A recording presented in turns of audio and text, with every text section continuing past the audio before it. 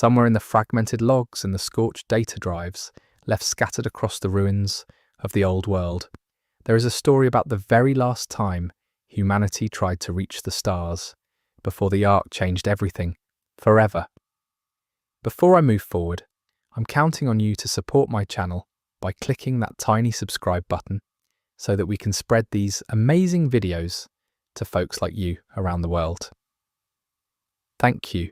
So I've been going through Ark Raiders lore for a long time now, and the spaceport kept showing up in pieces across different documents, environmental details, and fragments of audio logs.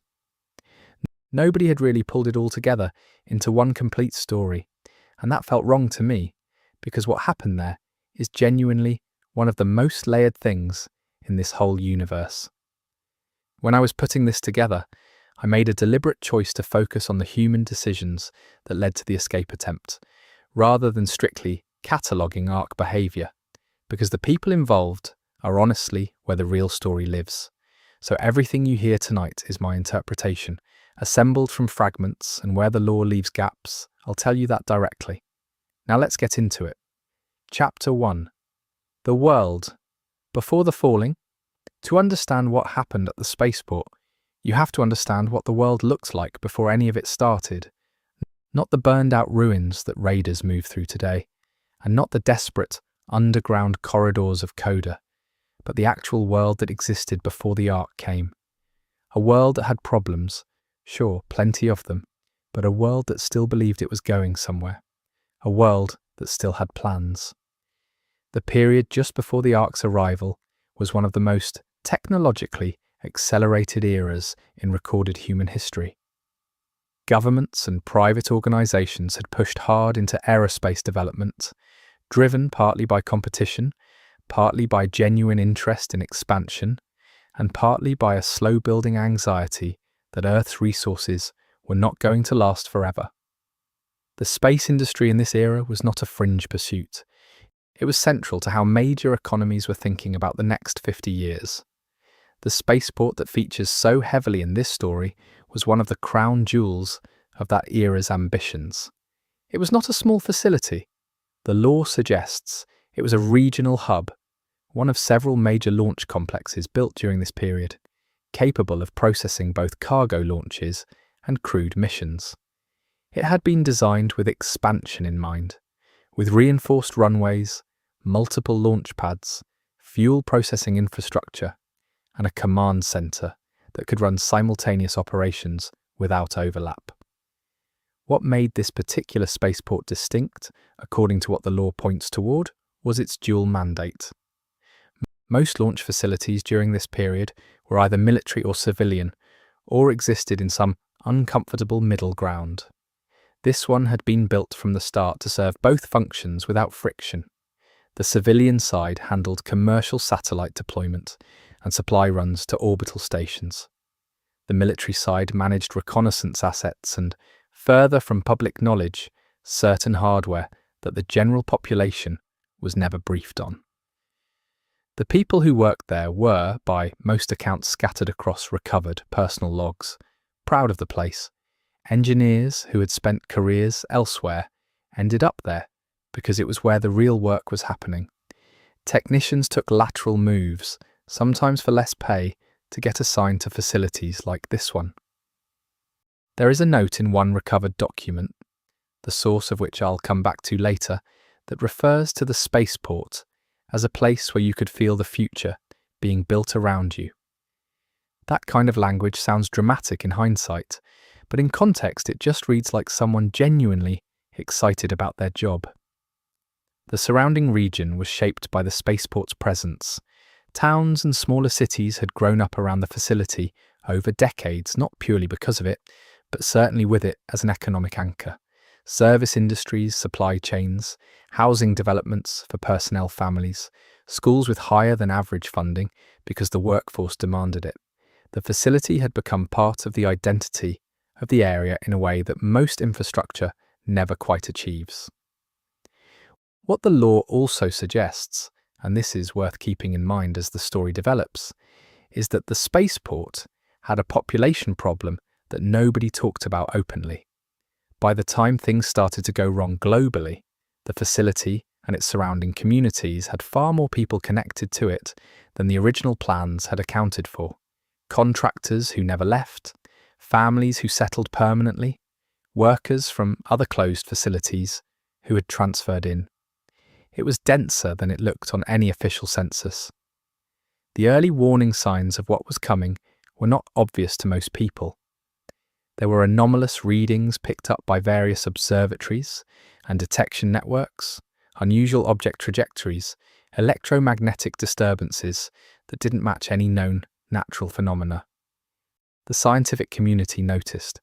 Some people in government noticed, but the information moved slowly, filtered through layers of institutional caution and genuine uncertainty about what any of it meant. The Spaceport's military side had received some of those reports earlier than most. This is one of the things the law points toward pretty clearly, that certain facilities with intelligence clearances were getting briefings that the public was not, even as the public was beginning to notice that something felt off. The tone of internal communications at the spaceport shifted in the months before the Ark's arrival. There are fragments of memos and scheduling changes that suggest a quiet reorganization was happening, resources being quietly reallocated, certain projects being fast-tracked.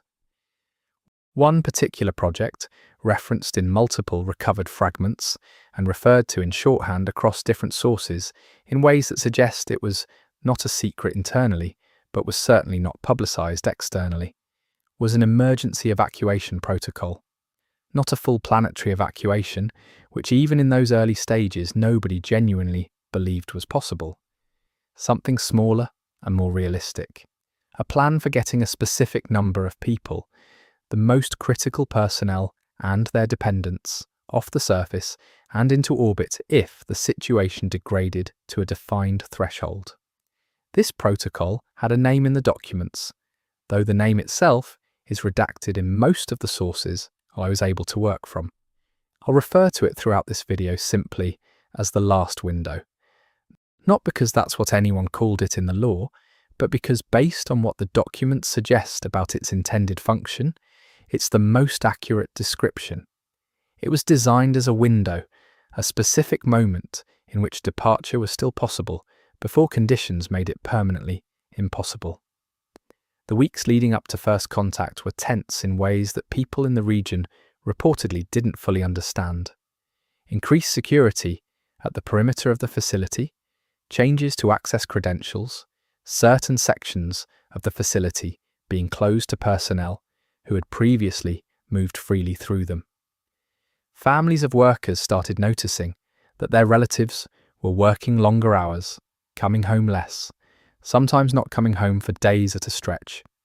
The law contains a number of personal fragments from this period, letters and voice recordings, most of them partial, that give some texture to what it was like to live near the spaceport during these weeks. A recurring theme is a kind of low-grade unease that nobody could fully articulate. People knew something was different. They didn't know what. The official communication coming from facility management was reassuring and vague in the specific way that official communication tends to be when leadership knows more than it's saying. Children who grew up in the area and who appear in the law much later as adults in very different circumstances have described this period in their memories as the last ordinary time. Not because nothing was wrong, but because the wrongness hadn't broken the surface yet. School was still happening, stores were still open, the spaceport's lights were still visible from town at night, steady and familiar. Life continued with the shape of normalcy, even as what was underneath it was changing. The agricultural land surrounding the spaceport region was productive, which mattered more than people realized at the time. The facility's logistics operation had long established supply lines running into it from the surrounding farmland and processing centres. Food storage at the facility itself was substantial, partly by regulation and partly because of the isolated nature of certain operations. When the law describes what the spaceport looked like in the early stages of crisis, one detail that recurs is that the food situation was better there than in the cities. People knew this. It factored into decisions that came later. The command structure at the spaceport in this pre-Arc period was divided in ways that mattered. On paper, there was a clear hierarchy, a facility director at the top, military liaison below that, then department heads for operations, logistics, engineering, and security. In practice, the military side had its own chain of command that ran parallel to the civilian structure, and the two did not always communicate cleanly. This structural tension, something the law only hints at in these early documents, but becomes much more explicit later, was a fault line that the crisis would eventually open into a full fracture. There were people at the spaceport who had been quietly preparing on their own, outside of any official protocol, not with any particular plan in mind, but with the instinct that preparation was better than waiting. Small personal stores of supplies moved into secure locations. Knowledge passed between trusted colleagues about which parts of the facility were most structurally sound. Informal networks of people who had decided to pay attention to each other's safety in ways that the official structure might not. The law suggests this informal preparation culture was widespread at the spaceport in a way it wasn't everywhere else, and one possible reading of why is that the people who worked there were, by professional disposition, people who thought in systems. Engineers and technicians spend their working lives accounting for failure modes. The instinct to think about what happens when something goes wrong was occupational. It just got applied in the final weeks before first contact to something much larger than any system they had been trained to manage. There is a recovered fragment, partial and damaged, but still readable in significant portions, that describes a gathering of roughly a dozen mid-level engineers and technicians at someone's home near the facility, 2 weeks before the Ark arrived. The gathering was described as a dinner, and on the surface it was exactly that, but the conversation at the table, according to the person who wrote about it afterward, was almost entirely about the facility, about which systems were being modified and why, about the gaps between what they were being told and what their own work was showing them. Nobody at that table made any decisions that night. Nobody had enough information to make decisions. But what the fragment captures is the beginning of something, a group of people starting to understand that the official story and the actual story were not the same thing. That awareness, that small quiet realization, spreading through a subset of the population connected to the spaceport, is where the later story eventually roots itself. The Ark's arrival did not announce itself gradually in the way some science fiction had imagined alien contact might happen. There was no slow approach, no communication, no visible transition from distant anomaly to immediate threat. The law describes it, consistently across multiple sources, as sudden. A threshold crossed in what felt like an instant. One moment the sky was the sky, then it wasn't. The initial impact on the spaceport region was not as severe as in some other areas. The facility itself was not struck directly in the first wave. The surrounding towns absorbed more of the initial chaos, and the facility's perimeter held. But the communications blackout that hit in the first hours meant that nobody inside the facility had a reliable picture of what was happening anywhere else. Decisions had to be made without information, which is among the most difficult conditions under which decisions can be made. The facility director's first documented decision after Ark arrival was to seal the main gates. That sounds simple. It wasn't. There were people inside who had family outside. There were people outside who were personnel with every right to be inside. The gate closure created an immediate social fracture that the official structure never fully healed. People who were on the right side of the gate remember it differently than people who were on the wrong side. Internally, the emergency protocols activated in sequence. Power systems switched to backup configurations. Non-essential operations were suspended. Department heads were called to an emergency briefing in the main command center. According to one account that survived this period, the briefing lasted 4 hours and covered operational security, resource inventory, communication status, and the preliminary assessment of the threat. It also covered the last window protocol, though accounts differ on how explicitly it was discussed in that first briefing versus later ones. The military liaison at the facility took on a more prominent role almost immediately after ARC arrival. This was consistent with the protocol, which gave military authority precedence during active threat conditions. Some of the civilian staff accepted this transition smoothly. Others did not. The tension that had existed quietly in the pre-ARC period became louder and harder to manage in those first hours and days. What the law describes in this early crisis period is not panic exactly. Panic is something that happens when people don't know what to do. What happened at the spaceport in those first days was more like controlled fear operating at high speed. People knew their jobs. They kept doing them. But the context in which they were doing them had shifted completely. And underneath the professionalism, there was something that hadn't existed before. A constant low hum of awareness that things might not hold. The power grid for the surrounding region went down on the third day after ARC arrival. The spaceport's independent power infrastructure kept it running when most of the surrounding area went dark. And that single fact changed the facility's social gravity dramatically. People from the surrounding towns began appearing at the perimeter, not in large numbers at first, but steadily.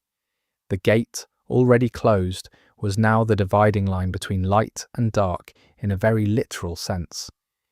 Within the facility, resource assessments were being completed more urgently than anyone had anticipated needing them. The food stores that had seemed substantial suddenly looked different when calculated against an uncertain timeline with a fixed population inside the gates and a growing population pressing against the outside. The engineering teams were running diagnostics on every major system simultaneously, trying to build a picture of what the facility could do and for how long. The launch infrastructure was part of those assessments. The pads, the fuel processing systems, the guidance and communication arrays, the crewed vehicle that had been in a maintenance configuration on the primary pad. It was all evaluated in those first days, not as an escape option, not yet, but simply as part of understanding what the facility had. The assessment teams worked through the night and into the morning, compiling reports that moved up the chain of command with unusual speed. The military liaison received those reports. The facility director received them, and according to what the law points toward, they had a conversation in private, away from the larger briefing structure, about what the assessment meant for the last window. That conversation is not documented in any surviving fragment. What its outcome was can only be inferred from what happened next. But the shape of what came after suggests that a decision was made in that conversation, or at least the beginning of one, that would eventually lead to everything this video is really about. The days that followed were defined by a kind of grim functionality. The facility kept running because the people inside it kept working. Systems were maintained, inventories were managed, security rotations were scheduled. The external situation was deteriorating in ways that were becoming harder to ignore, and the internal communications about that deterioration were carefully managed to prevent the kind of morale collapse that leadership feared. But information moves through communities in ways that official channels can't fully control, and the people inside the spaceport had access to enough data from their own systems to understand that the surface situation was not improving. The first serious proposal to formally activate the last window came on day 11. Not from the military liaison, as you might expect, but from one of the senior engineers on the launch systems team. She had been running numbers on the vehicle's fuel status, the maintenance backlog, and the current condition of the primary pad, and her conclusion was that there was a narrowing window of viability. The longer they waited, the more the various degrading factors compounded each other. A launch that was possible now might not be possible in 3 weeks, might not be possible in 2. This proposal was not immediately welcomed. The facility director's documented response in a brief internal note that survived, suggests he was not opposed to the idea, but felt the proposal was premature without more complete data on external conditions. The military liaison's response is not documented in any surviving fragment, which is itself interesting. His absence from the paper trail at this specific moment is one of the things that makes later events harder to interpret cleanly. The engineer who made the proposal did not give up. Over the following days, she continued compiling data, sharing it with colleagues, building a more complete technical case. She recruited others to her assessment, not with any explicit goal of circumventing the official structure, but out of genuine belief that the people in charge needed to understand what the numbers were saying. This informal coalition of technical staff around a shared concern is one of the things that the law consistently highlights in this period, and it matters for everything that comes later. The outside situation continued to worsen. Contact with other facilities and population centres was fragmentary and unreliable. The signals that were getting through painted pictures of conditions that were difficult to process. The Ark's behaviour on the surface was unpredictable in ways that defied systematic analysis, and the reports that reached the spaceport reflected that unpredictability in the form of contradictory and incomplete accounts. Nobody had a clear map of what was happening out there. What the facility did have, what made it different from nearly every other surviving installation in the region, was functional launch capacity. One crewed vehicle in various stages of readiness, fuel systems that were intact, a guidance infrastructure that, with work, could be brought to operational status. The rest of the world, as far as anyone inside the gates could tell, did not have these things. The spaceport was, in a very practical sense, the only place on a large stretch of the continent where reaching orbit was still a physical possibility. That fact sat in the middle of every conversation during this period like something large and heavy that nobody wanted to be the first to move. It was present in the technical reports. It was present in the quiet exchanges between colleagues at the end of long shifts. It was present in the silence between certain items on the official briefing agendas. The last window protocol existed. The vehicle existed. The fuel existed.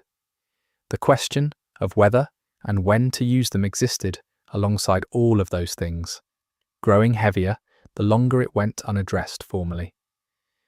The children inside the facility were being kept in a routine that their parents and caregivers were working hard to maintain. School schedules, meal times, activity periods.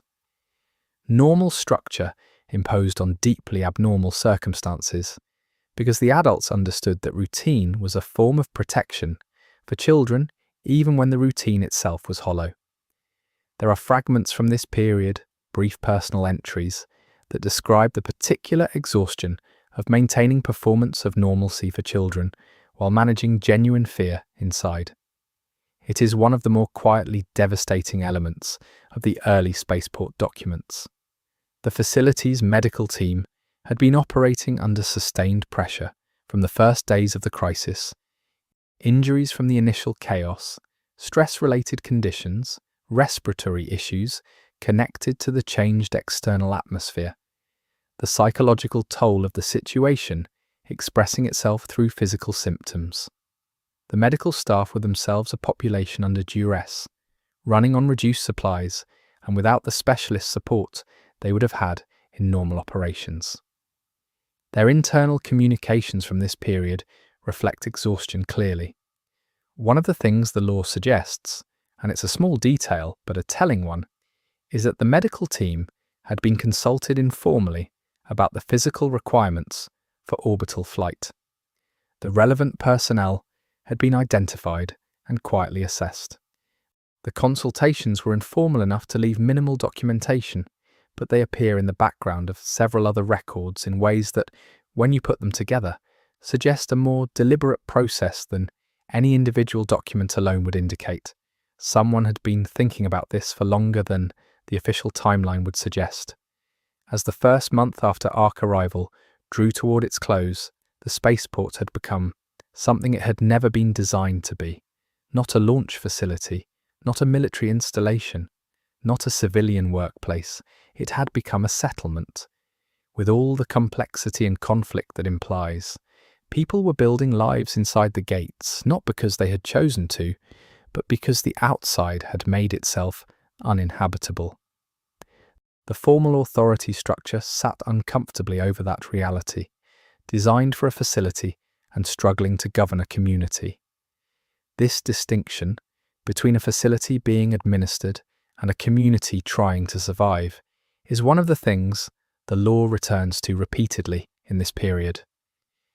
The official structures were still intact. The briefings still happened. The reports still moved up the chain. The protocol still technically applied. But the human reality underneath that structure was evolving faster than the structure could adapt, and the gaps between official process and lived experience were widening in ways that would eventually matter very much. Chapter 2. The architecture of the spaceport and what it was built. For the physical structure of the spaceport tells its own story, and it's worth walking through it in some detail because the geography of the place shaped everything that happened there. The facility was large enough that different sections of it could operate in relative isolation from each other, which was by design for security and operational reasons, but which also meant that during the crisis period, distinct communities with distinct perspectives developed in different parts of the same installation. The launch complex itself was the most visible part of the facility. 2 primary pads, a third that had been under construction and was not operational, and a service structure that could handle vehicles of different configurations.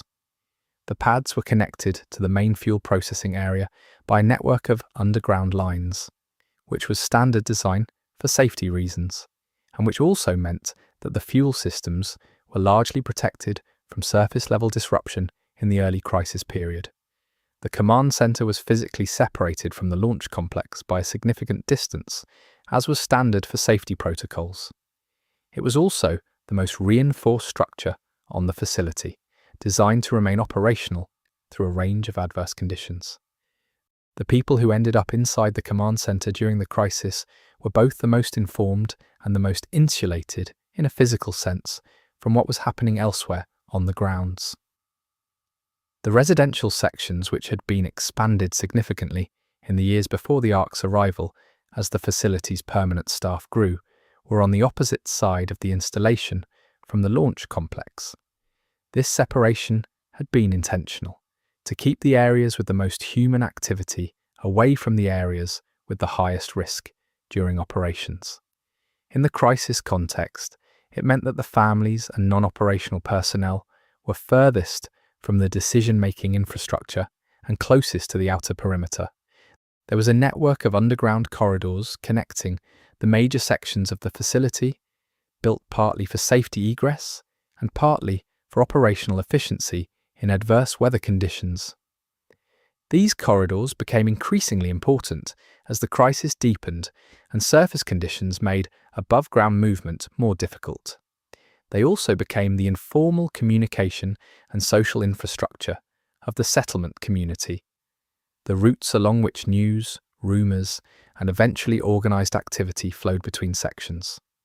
The storage infrastructure was distributed across the facility in a way that reflected its dual civilian-military mandate. General supplies were held in large warehouse sections near the residential areas.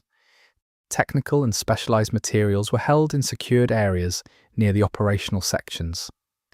The overlap between the two was managed by a logistics system that, in normal operations, was efficient and transparent.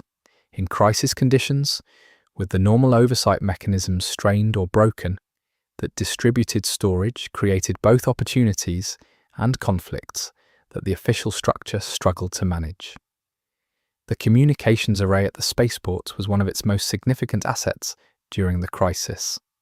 Designed to handle mission-critical communications for launch operations, it was considerably more powerful and more hardened than typical civilian infrastructure. It could reach orbital assets, could communicate across distances that had gone silent for most other surviving facilities, and its antenna systems were designed to function through electromagnetic interference conditions that would have blinded lesser equipment. Control of this array became, quietly but persistently, one of the most contested resources at the facility. The engineering workshops were mid-facility, accessible from both the residential section and the operational areas, and they became a kind of neutral ground during the crisis period. People from different parts of the facility moved through the workshops on their own schedules, and the nature of the work there, hands-on, problem-solving, often requiring collaboration between people with different specializations, meant that it was one of the places where communication across social and institutional lines actually happened. The informal networks that mattered later were partly built in those workshops. The fuel processing infrastructure was old in a way that the rest of the facility was not. It had been built in an earlier construction phase and then expanded rather than replaced, which meant it had layers of different generations of technology operating alongside each other. The engineering team knew its quirks and limitations in the way that you only know something you've worked with for years. Those quirks mattered when the pressure to accelerate operations increased, because shortcuts that seemed minor had consequences that the older hands understood in ways that were hard to communicate quickly to those who hadn't been there long. The perimeter itself had evolved significantly from its original design. What had been a standard security fence around a sensitive installation had been extended, reinforced, and layered with additional barriers as the crisis deepened. The security team had done this work under pressure and with limited materials, which meant the reinforcement was uneven. Some sections of the perimeter were substantially more robust than the original design. Others, where materials had run short or where the terrain made access difficult, were less secure than they appeared. This unevenness was known to the security leadership and was a source of ongoing concern in their internal communications. The primary landing strip, separate from the launch pads and designed for the kind of aircraft that brought personnel and smaller cargo loads to the facility, had been used heavily in the early crisis period. As conditions outside the gates worsened and aircraft became increasingly scarce, the strip had gone quiet. But it remained a functional piece of infrastructure, maintained out of habit and protocol by the small aviation team that was still technically part of the facility's operations, and its potential uses were not forgotten by anyone doing systematic thinking about what the facility had. The water systems at the spaceport were self-contained to a degree that most of the surrounding region's infrastructure was not, another feature of its design as a critical facility that could need to operate independently. The water supply became significant much earlier than food as a social issue, simply because it was a daily, visible requirement, and the facility's relative abundance compared to the conditions outside the gates was a constant reminder of the divide that had been created by the gate closure. Water management was one of the first things the nascent community governance structure had to address formally. There was a small medical facility on the grounds that had been designed for operational support, minor injuries, and routine care for the working population.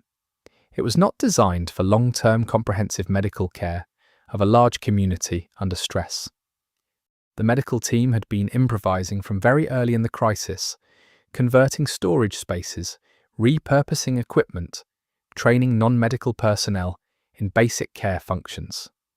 The physical inadequacy of the medical infrastructure mirrored the structural inadequacy of the official governance system in ways that the medical staff were not shy about articulating in their internal communications. The observation tower, positioned to support launch operations with visual confirmation capability, had acquired a second function during the crisis as a surveillance and early warning post. The security team maintained a permanent rotation there, monitoring the surrounding terrain. What they observed day by day informed a picture of the external situation that was grimmer and more detailed than what the official briefings were communicating to the general population. The gap between what the tower watchers knew and what was being shared with the community was another source of tension that accumulated over time. The chapel, a small non-denominational space that had been included in the facility's residential design, had seen more use in the crisis period than in the entire preceding decade of the facility's operation. This is a small detail that appears in several different personal fragments from the period, not because anyone seemed to think it required comment, but simply as background information in documents concerned with other things. It lands differently in retrospect. People were looking for something that the operational systems of the facility couldn't provide, and they were looking for it in the one space that had been built for exactly that purpose. The spaceport had a small but well-equipped astronomical observation setup, part of its mission support infrastructure, that had been used operationally for tracking orbital assets and launch windows. In the crisis period, this equipment took on a different kind of use. People were watching the sky with it in ways they hadn't before, not for operational reasons, but for the basic human need to understand what was above them. The observation logs from this period are not operational documents. They are something closer to a visual diary of watching something incomprehensible move through the sky above a place that was trying very hard to hold itself together. The education facilities improvised from meeting rooms and storage spaces as the community inside the gates grew to include significant numbers of children were another form of infrastructure that the facility had never been designed to provide. The people running the makeshift school programs were doing so on their own initiative, recognizing the need and filling it without anyone formally assigning them to do so. This kind of organic institutional growth was happening across multiple areas of the facility's life during this period. People building what was needed because it was needed, without waiting for official authorization.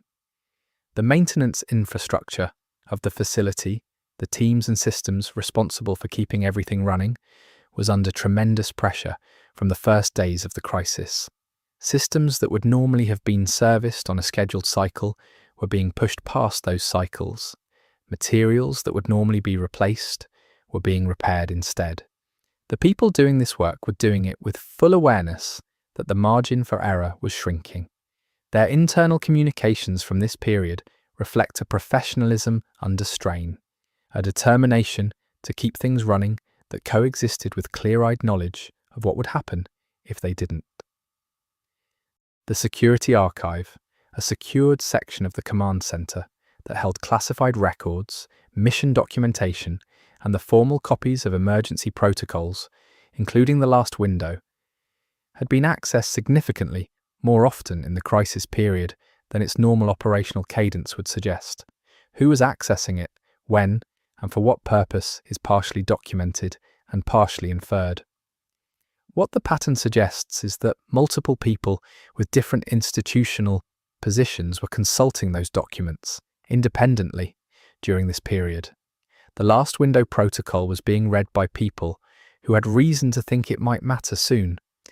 The spaceport also had a small but significant research section, part of its pre-crisis operations, that had been working on problems related to deep space communication and propulsion efficiency. This section had been operating under a security classification that kept its specific work compartmentalized from most of the facility's staff. In the crisis period, the work of this section became relevant in ways nobody had anticipated, because some of what they had been developing had potential applications for the last window scenario that the original protocol designers had not incorporated. The convergence of the research section's classified work with the emergency protocol was another of those quiet developments that the law suggests without stating directly. The physical reality of the spaceport, all of those systems and structures and spaces, was the stage on which the events this video covers played out. Understanding the geography and the infrastructure is understanding something about why things happened the way they did. The decisions that were made, the conflicts that developed, the alliances that formed, They were all shaped by the physical environment of the facility in ways that are easy to miss if you're only following the human drama and not paying attention to where things were happening. What the law suggests, taken together, is that the spaceport was not a single community with a single set of interests.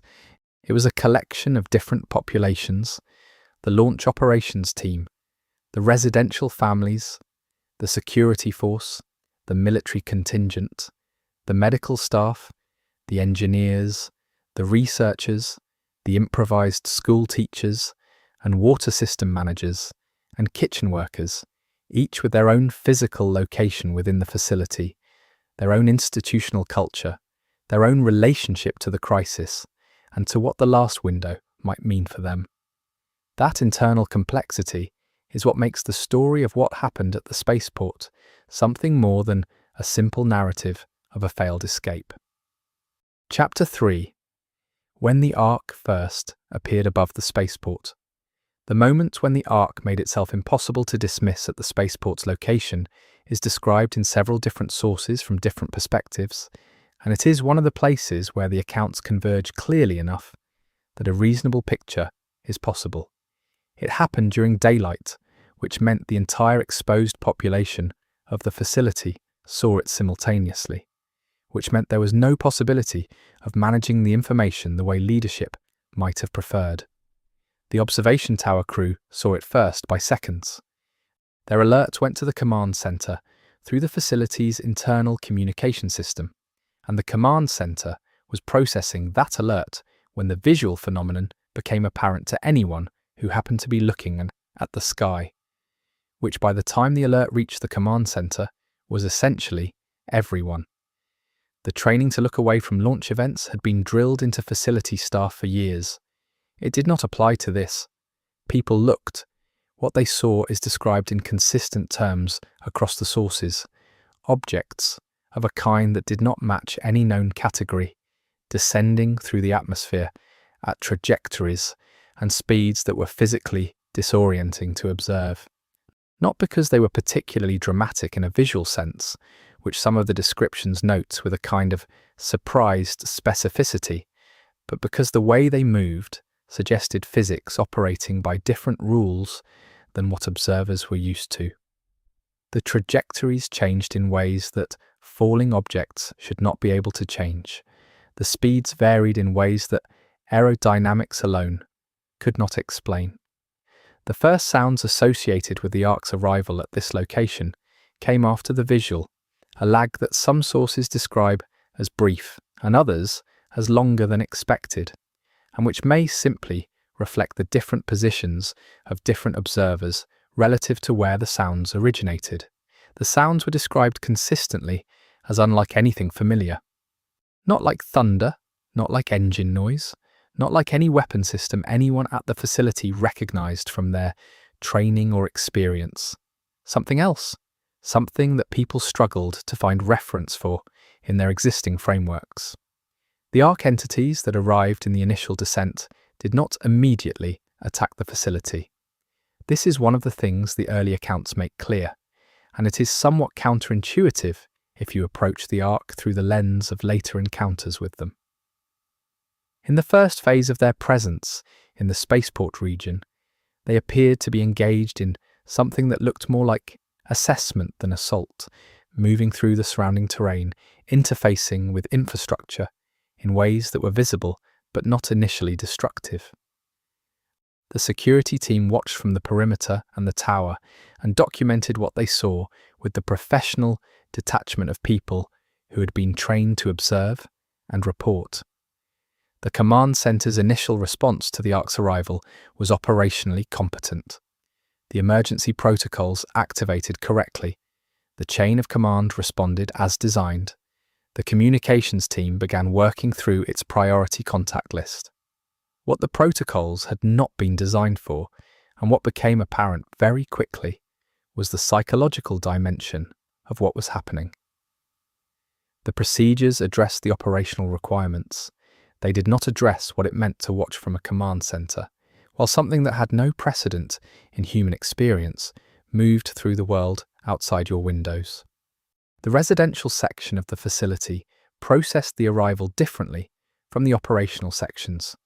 People who had no professional responsibility for responding to the crisis gathered in groups, in communal spaces, in each other's quarters, trying to make sense of what they were seeing from the limited vantage points available to them.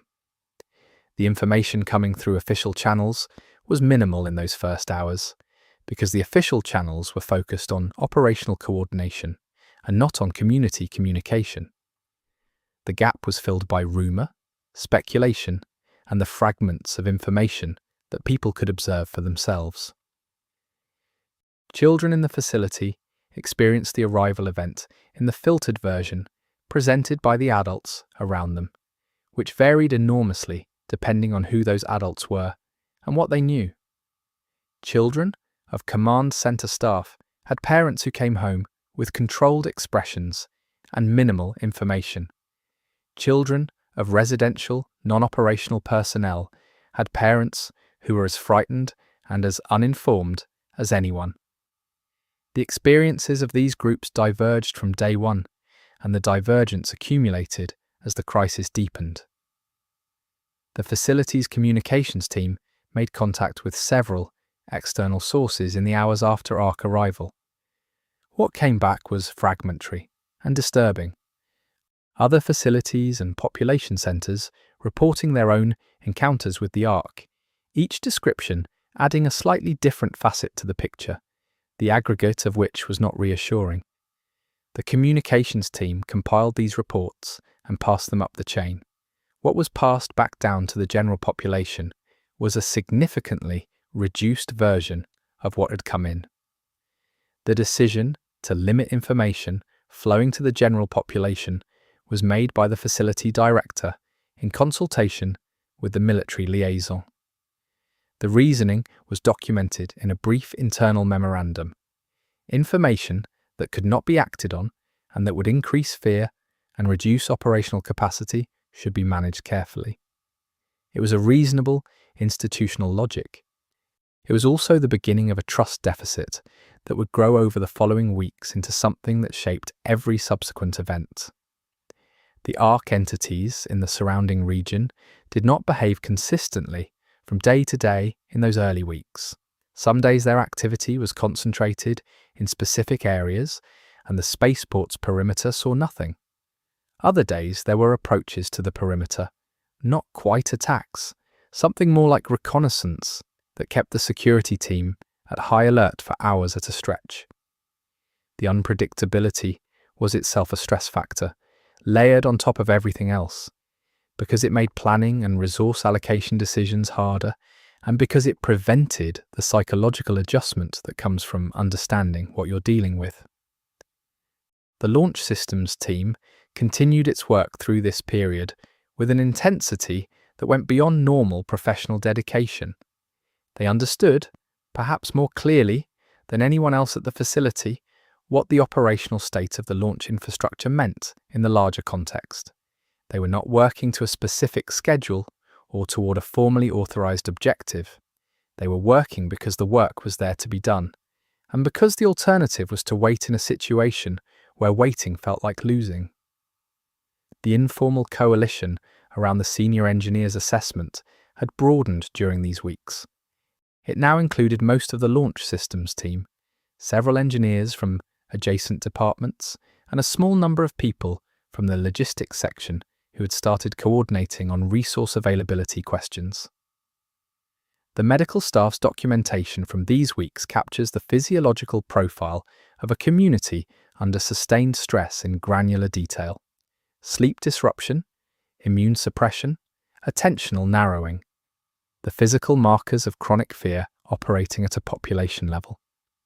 The medical team was treating symptoms while being unable to address causes, which is a particular kind of professional frustration that leaks into the documentation in small ways. A sharpness in the language. A tendency to be more direct about resource inadequacy than institutional politeness would normally permit.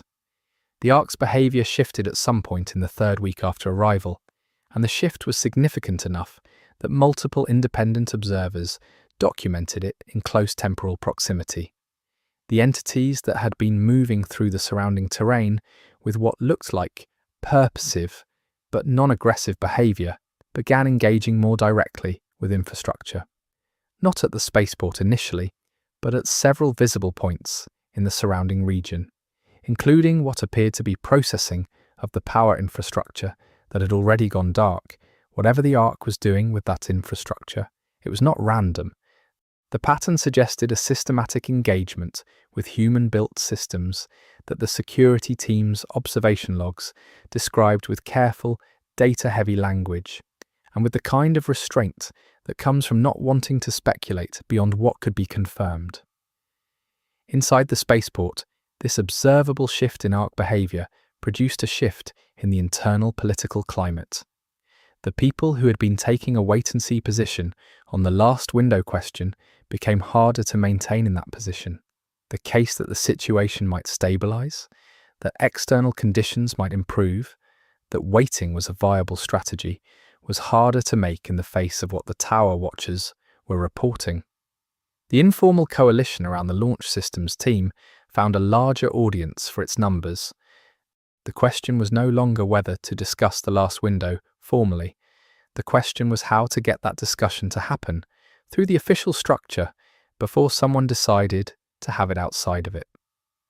The facility director held an expanded briefing at the end of the third week, broader than the usual command staff meeting that included department heads and senior team leads from across the facility. The briefing covered operational status, resource projections, external situation assessment, and, in its final section, a preliminary discussion of emergency contingency options. The last window was not named directly in the briefing materials as they were later recovered, but one possible reading of the language used in that section is that it was being addressed in terms that provided official cover for decisions that were already being processed informally. What came out of that briefing in terms of visible decisions was limited. A few additional resource assessments were authorised, some personnel scheduling changes were approved, nothing that announced itself as a major strategic shift. But the people who had been paying attention to the unofficial conversations happening alongside the official structure recognised that the expanded briefing represented a threshold being crossed. The last window was now officially on the table, even if nobody had said so explicitly. The Ark activity in the immediate vicinity of the spaceport escalated in the final days of the third week. 2 perimeter probes within 24 hours, the second one reaching closer to the outer fence than anything had before. The security team's response was measured and professionally executed, but the event required the use of resources that were finite and that became slightly less available for the next engagement after being used for this one. The message being received by the people watching these events was clear, even if the official communications were careful about what language they used. The spaceport was not invisible to the Ark. The facility was not secure in any absolute sense. Time was doing something to the situation, and what it was doing was not good. The night of the third week's final day, according to a fragment that has been partially reconstructed from damaged source material, was the night when the facility director and the senior engineer of the launch systems team had a private meeting. The content of that meeting is not directly documented. What is documented is that the following morning, the senior engineer submitted a formal written proposal for activating the last window protocol through official channels to the facility director's office. The proposal had been building in draft form for weeks. Its formal submission on that particular morning was not a coincidence. The proposal was comprehensive. Technical readiness assessment, resource requirements, timeline projections, risk factors, recommended personnel selection criteria. It was the work of weeks of careful preparation, formatted as a professional document and submitted through the correct bureaucratic channel. It was also, in the larger story, a moment of someone deciding that informal process had reached its limits, and that the formal record now needed to reflect what was being seriously considered. The military liaison's response to the formal proposal's submission is one of the most opaque elements of this period. He did not respond to it directly in writing, at least not in any document that has been recovered. He did convene a separate meeting with the security leadership that same day. The timing of that meeting, in relation to the proposal's submission, suggests a connection. What was discussed in that meeting is known through a second-hand account that is partial and potentially unreliable. But what the account describes is a conversation about control, specifically about who would control the process if the last window protocol was formally activated. This question of control, which might seem administrative at first, was actually the core of everything that was about to happen. The last window protocol, as written, gave authority over its activation and execution to the facility director, with the military liaison in an advisory capacity. In practice, given the military side's independent chain of command and its control of certain key operational assets, including security personnel, the protocol's formal authority structure did not fully reflect the actual power dynamics of the facility in crisis conditions. Both the facility director and the military liaison understood this. The gap between the formal and the actual was where the conflict that followed was going to live. Chapter 4. The first attempt to organize. The formal submission of the last window proposal created a new kind of urgency in the facility's informal networks. People who had been following the situation through the secondary channels of workshop conversations and corridor exchanges knew, within hours of the proposal going in, that something had formally shifted.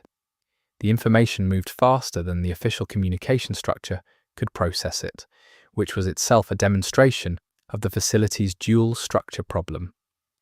The official process was slower than the community it was supposed to be governing. The launch systems team, the group that had been most invested in the technical preparation, did not wait for the official process to produce an outcome before continuing their work. They had been maintaining the primary vehicle systems throughout the crisis period, and they continued to do so. But the nature of that maintenance work began to shift subtly in the days following the proposal's submission.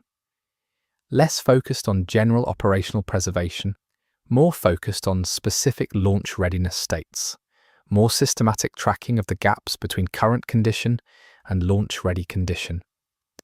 The team was preparing as if the answer to the proposal was going to be yes, because, in their assessment, the alternative to yes was increasingly difficult to justify on any rational grounds. The residential community, the families and non-operational personnel who made up a significant portion of the facility's population, was processing the crisis in its own way and on its own timeline. Their access to the decision-making processes was limited, their understanding of the technical and operational realities was partial, and their stake in whatever decisions were made was enormous.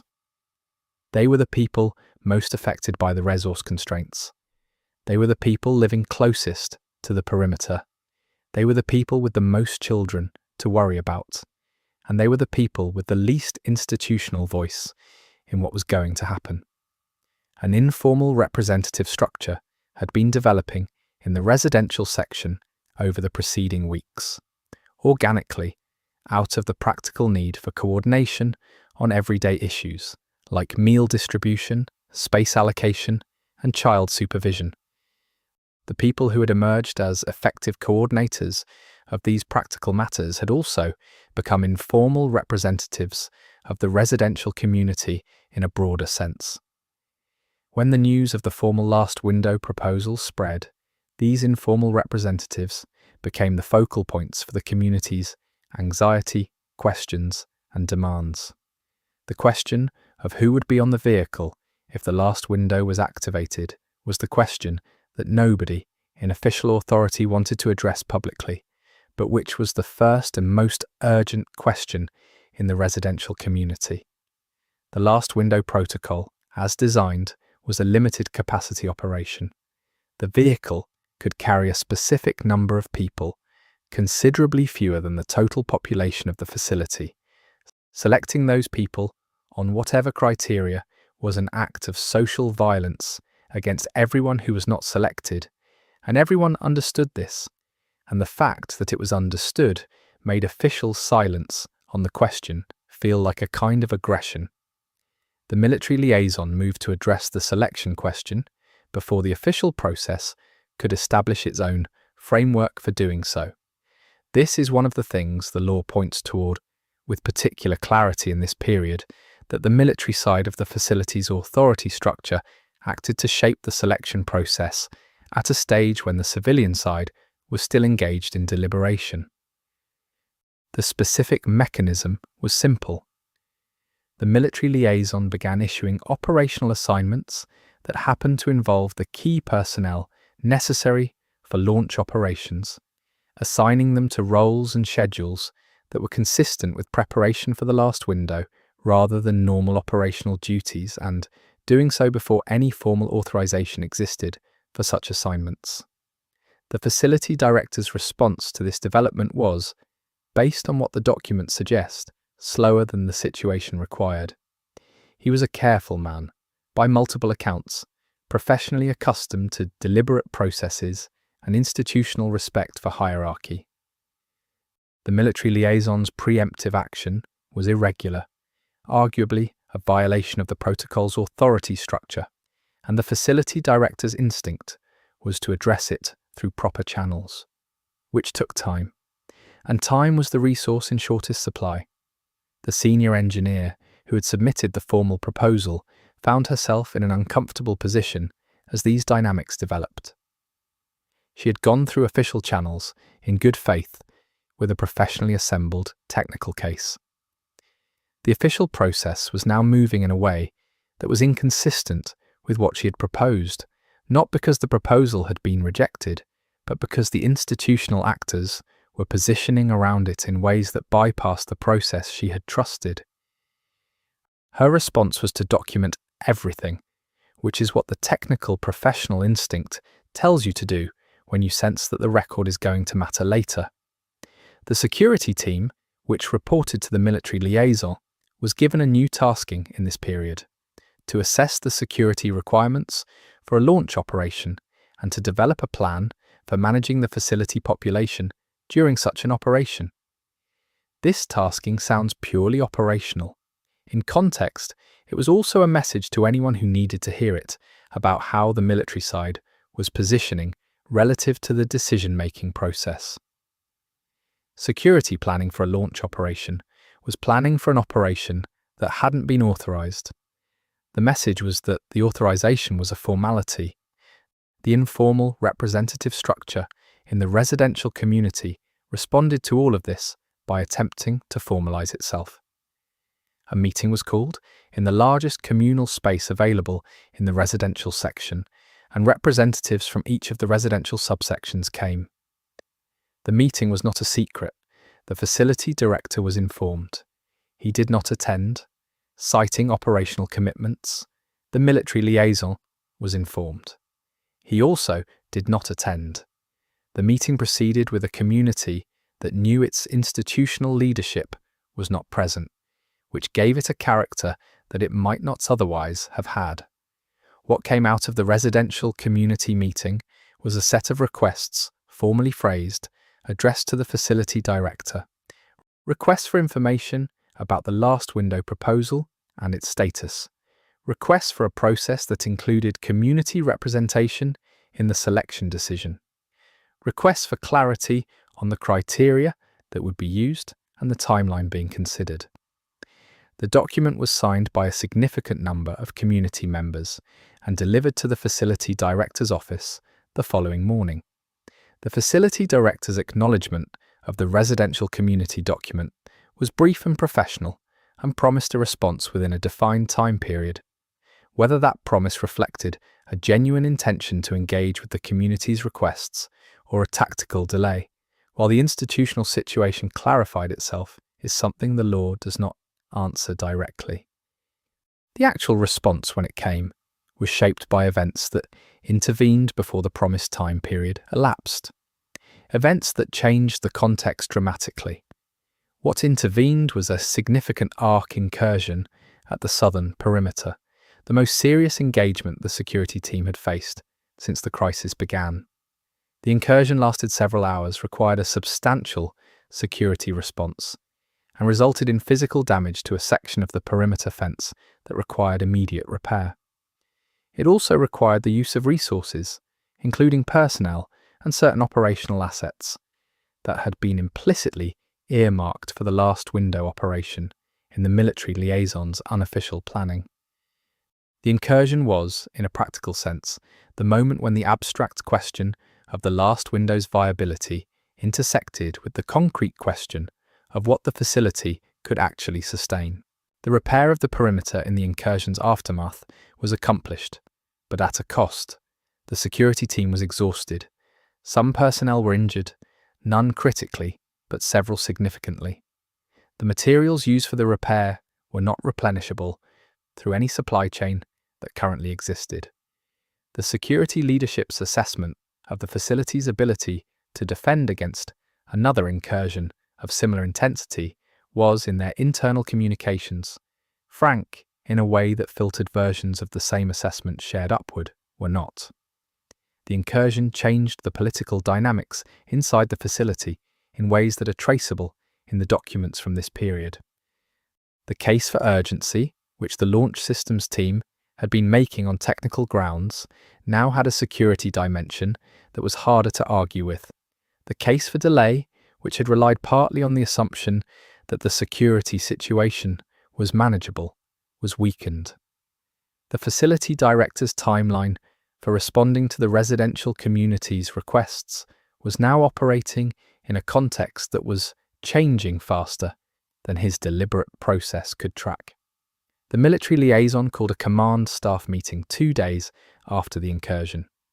The meeting was broader than the usual composition and included the launch systems team lead, the logistics head, and the medical director, people who would normally not have been at a command staff meeting. The meeting's purpose, as stated in the invitation, was to review operational status in light of the incursion. Its actual purpose, as understood by everyone who attended, was to begin the formal process of deciding when to launch. The conversation at that meeting is documented in a way that is unusually complete for this period, because 2 of the people who attended kept contemporaneous notes. Their notes are not identical, which is itself informative.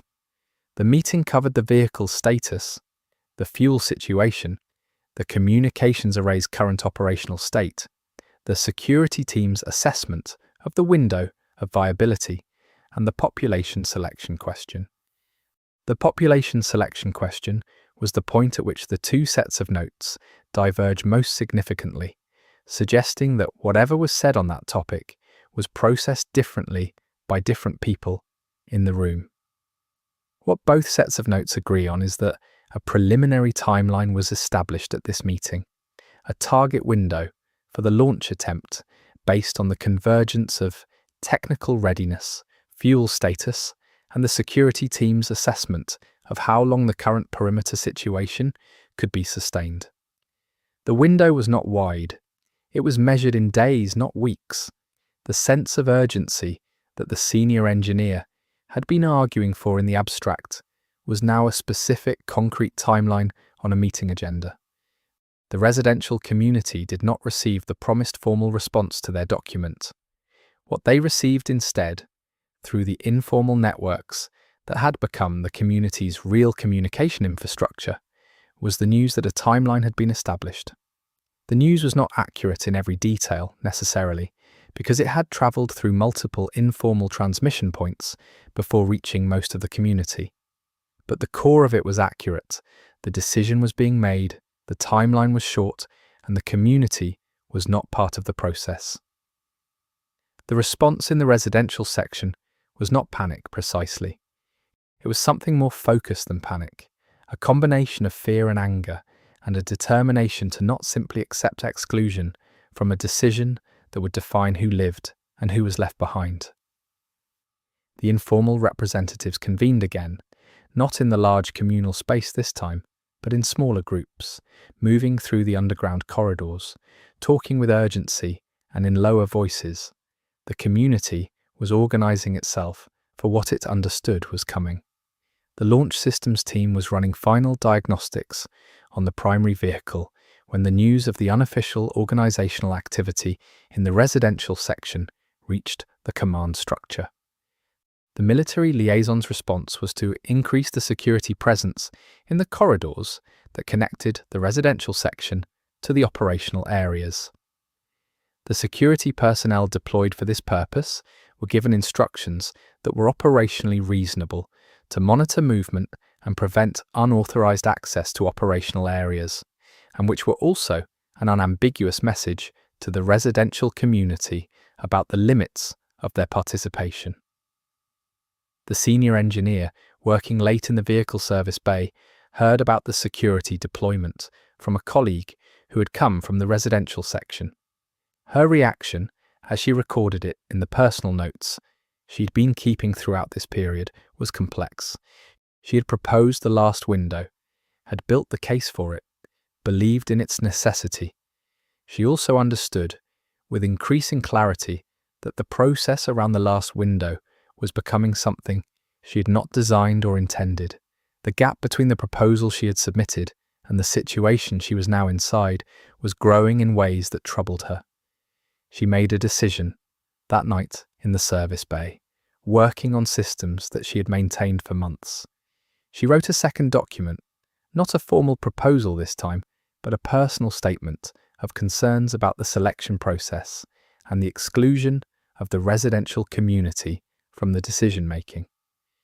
She addressed it to the facility director directly, bypassing the formal submission process. She gave it personally to someone she trusted to deliver it that night, rather than through normal channels. Whether it reached the facility director before the events that followed began is something the law does not answer definitively. Chapter 5. What the voice recordings reveal. The audio archive from the Spaceport period is fragmentary and damaged, as most of the recovered records from this era are. But what has been reconstructed contains details that no written record from the same period captures. Human voices carry information that text cannot fully hold. The pace of speech, the silences, the moments when someone chooses words carefully, and the moments when they stop choosing and say what they actually mean. The voice recordings from the Spaceport, taken together, point toward a picture of the human situation that supplements and sometimes contradicts the documentary record. The most extensively recovered audio comes from the command center's automatic logging system, which recorded communications in and out of that facility as standard operational protocol. These recordings are, by their nature, filtered through the formality that people adopt when they know they are being recorded for the official record. They are informative but guarded. The more revealing recordings are the ones that exist because someone chose to make them, personal recordings kept as a form of private documentation, or informal communications that were captured incidentally by equipment that was not being monitored closely. There is a recording, approximately 4 minutes long and partially degraded but recoverable in most of its content, that appears to be a conversation between two members of the launch systems team, recorded in what sounds like the vehicle service bay, probably during a late shift based on references in the conversation. The conversation covers technical matters for its first portion, specific systems, and their current states, which confirms the context and the speaker's identities. Its final portion is something different. One of the two people says, in a voice that the technical professional register has mostly left by this point, that they're not sure anyone who isn't in this bay right now understands that there isn't a second chance. If this doesn't work, there isn't a second chance. The second speaker's response to this is mostly inaudible. What comes through clearly is the last few words, that they know that, and that it doesn't help anything. The recording ends a few seconds later. It's a brief exchange, unremarkable by any dramatic standard, but the weight in it, the compression of everything that was happening at the Spaceport into those two short statements, is the kind of thing that stays with you after you've heard the reconstruction. There are recordings from the residential section that were made deliberately by the informal representatives as a form of documentation of the community's position. These are more formal in their construction than the service bay conversation, more self-conscious about being records, and they capture a different kind of human reality. People speaking clearly and carefully about what they needed and what they understood and what they were afraid of, with the awareness that they were making a record for reasons they couldn't fully define but felt strongly. The recordings are testimonies in the truest sense of the word. The medical director's voice appears in several audio fragments, including one extended recording that appears to have been made as a personal log. The medical director's voice throughout this recording carries the particular quality of exhaustion that is different from physical tiredness, the exhaustion of sustained professional responsibility in conditions that professional training never fully prepared for. The recording covers medical situation assessments, resource concerns, and then, in its later section, observations about the psychological state of the facility's population that are not present in any of the medical director's formal reports. What the medical director says in this personal log, in the portion that is most clearly recovered, is that she is observing in the population something she would formally classify as collective trauma response, that the individual symptoms she is treating are expressions of something that is operating at the community level, and that the community level response is not being addressed by anything the facility's current approach is doing. She says, with the flatness of someone who has said something internally many times before saying it out loud, that she is worried about what happens when the community understands what the decision is, not the decision itself. What happens to people who are told they're not on the list? This recording, taken in isolation, is a piece of professional assessment from an exhausted clinician. In the context of everything else that was happening at the spaceport during this period, it reads as something close to prophecy. The medical director understood the human dynamics of the last window decision in terms that the operational planning documents did not reflect. The operational plans addressed logistics, security, vehicle systems, fuel. They did not address what the medical director was describing. There is an audio fragment from a child, probably 8 or 9 years old, based on the voice, that was recorded in what sounds like a family quarters space. The child is speaking to someone off recording, asking a series of questions. The questions are about the spaceport, about what the launch pads do, about whether the sky is still there, about why certain sections are closed now. The questions are the questions of a child organising their experience of an environment that has changed in ways they have not been given adequate explanation for. The adult voice responding to the questions is patient and careful and gives answers that are true in the most general sense and reveal nothing specific. It is an entirely ordinary parent-child exchange in entirely extraordinary circumstances, and its ordinariness is what makes it land the way it does. The military liaison's voice appears in several official communications recordings and in one fragment that may be a personal recording, though the context is ambiguous. In the official communications, his register is consistent and controlled, the voice of an institutional authority operating within expected parameters. In the possibly personal fragment, the register is different. He speaks more quickly and with less structural formality. The content of the fragment is a conversation with someone, possibly one of his direct reports, about the selection criteria. The specific discussion is about whether certain skill sets justify inclusion in the vehicle manifest ahead of other considerations. The conversation is clinical in its framing. The clinical framing does not fully contain what it is discussing, which is who gets to live and who does not. And the gap between the framing and the content is audible in the way the conversation moves.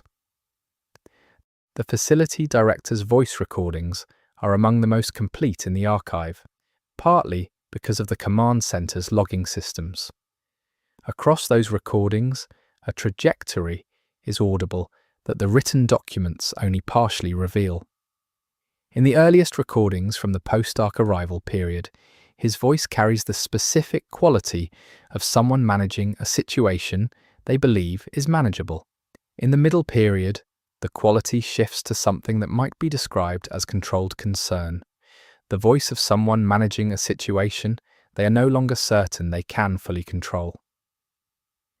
In the final recordings before the events this chapter is moving toward, there is something else in his voice entirely, something that sounds like the specific quality of a person who has understood that the decisions they're facing have no good options, only options that are bad in different ways.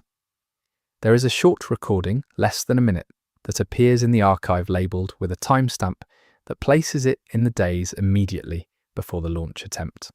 It is a recording of the facility director, alone in what sounds like a small room based on the acoustic quality, speaking a name repeatedly, quietly, with varying emphasis, as if testing how it sounds, or as if trying to hold on to it. The name is not one that appears in any other document in the archive, and its significance cannot be determined from the recording alone. But the quality of the recording, a person speaking a name alone in a small room, is one of those fragments that carries emotional information beyond what any interpretive framework can fully account for. The launch systems team had their own informal audio culture, recording technical observations and shift notes in a format that was partly professional record and partly something more personal. Those recordings from the weeks before the launch attempt have a texture to them that is different from the earlier technical logs. The precision is still there, the professional rigour, but alongside it there is a current of something that sounds like people preparing themselves for something they know is coming and are not entirely sure they're ready for, not afraid exactly. Something more like the heightened attentiveness that comes from understanding that the work you're doing matters in a way that it never quite mattered before. There is a recording of a group meeting in the residential section, probably one of the informal representative gatherings based on the number of voices, that was recorded on a personal device by one of the participants. The meeting discusses the selection criteria, the timeline, and what options the community has for influencing the process. The voices are varied in their emotional register, some angry, some frightened, some speaking with the careful reasonableness of people trying not to let their fear push them into positions they might regret. One voice, which appears multiple times and which has a quality of authority that suggests it belongs to one of the primary, informal representatives, makes a sustained argument that the community's best leverage is visibility, that the official structure cannot proceed in ways it cannot justify, and that making the community's position visible and documented is more useful than any kind of direct action. The response to this argument in the recording is mixed. Some voices agree, others push back with varying degrees of force. The meeting does not reach a clear resolution on the question, which is consistent with the reality of community deliberation under stress. What it does capture is the community's engagement with its own situation, its determination to think through rather than simply react, which, given the circumstances, represents a kind of collective dignity that the operational documents do not reflect. What the voice recordings collectively suggest, as a body of evidence, is something that the written documents alone would not make fully clear. The spaceport in the period before the launch attempt was not a community divided simply into those with power and those without. It was a community composed of people who were all in different ways under the same fundamental pressure, who responded to that pressure according to their institutional positions, their professional training, their personal attachments, and their individual characters. The military liaison's clinical voice discussing selection criteria and the child asking where the sky went are, in the fullest sense, the same story. They are the human interior of the same event, experienced from opposite ends of the power structure that was trying to manage it. Chapter 6: The Selection. The selection question was the point at which the spaceport's crisis became something that could not be managed through the mechanisms that had managed everything else. Resource constraints, security threats, operational challenges, all of these had been addressed through institutional processes that, however imperfect, had a framework for producing decisions. The selection question had no such framework. The last window protocol specified that a selection would be made based on defined criteria, but the criteria themselves were a decision, and the decision about criteria was a decision about values. And values are not something that institutional processes can resolve the way they resolve logistics. The criteria, as drafted in the original last window protocol, were primarily skill-based, prioritizing personnel with mission-critical technical skills for orbital operations, then for long-term survival operations, then for strategic value in terms of knowledge and capability. The protocol was clear about what it was optimizing for: maximum probability of mission success, defined as the survival of the maximum number of people after departure, which meant prioritizing the people most necessary for keeping the vehicle operational and making use of orbital capabilities. What the original protocol did not address, because it had been written in a context where the facility's population was primarily the operational workforce, was the reality that the facility now housed a large non-operational population, including families, children, and community members with no direct mission-relevant skills. The protocol's criteria, applied literally, would exclude nearly all of these people. Applied in that way, the selection would preserve the technical workforce and leave behind most of the human community that had built up inside the gates. The informal representatives in the residential section understood this, and they had been arguing against literal application of the protocol's criteria in their communications with the official structure. Their argument was not that operational competency should be ignored. Their argument was that the criteria needed to be expanded to reflect the reality of who was at the facility, and that the expansion needed to happen through a process that the community had a voice in, rather than a process that was designed without their input. The military liaison's position on the selection criteria, as it can be reconstructed from the documents and voice recordings, was essentially that the protocol should be applied as written, with discretionary adjustments made by command authority rather than through a community process. This position had a coherent operational logic.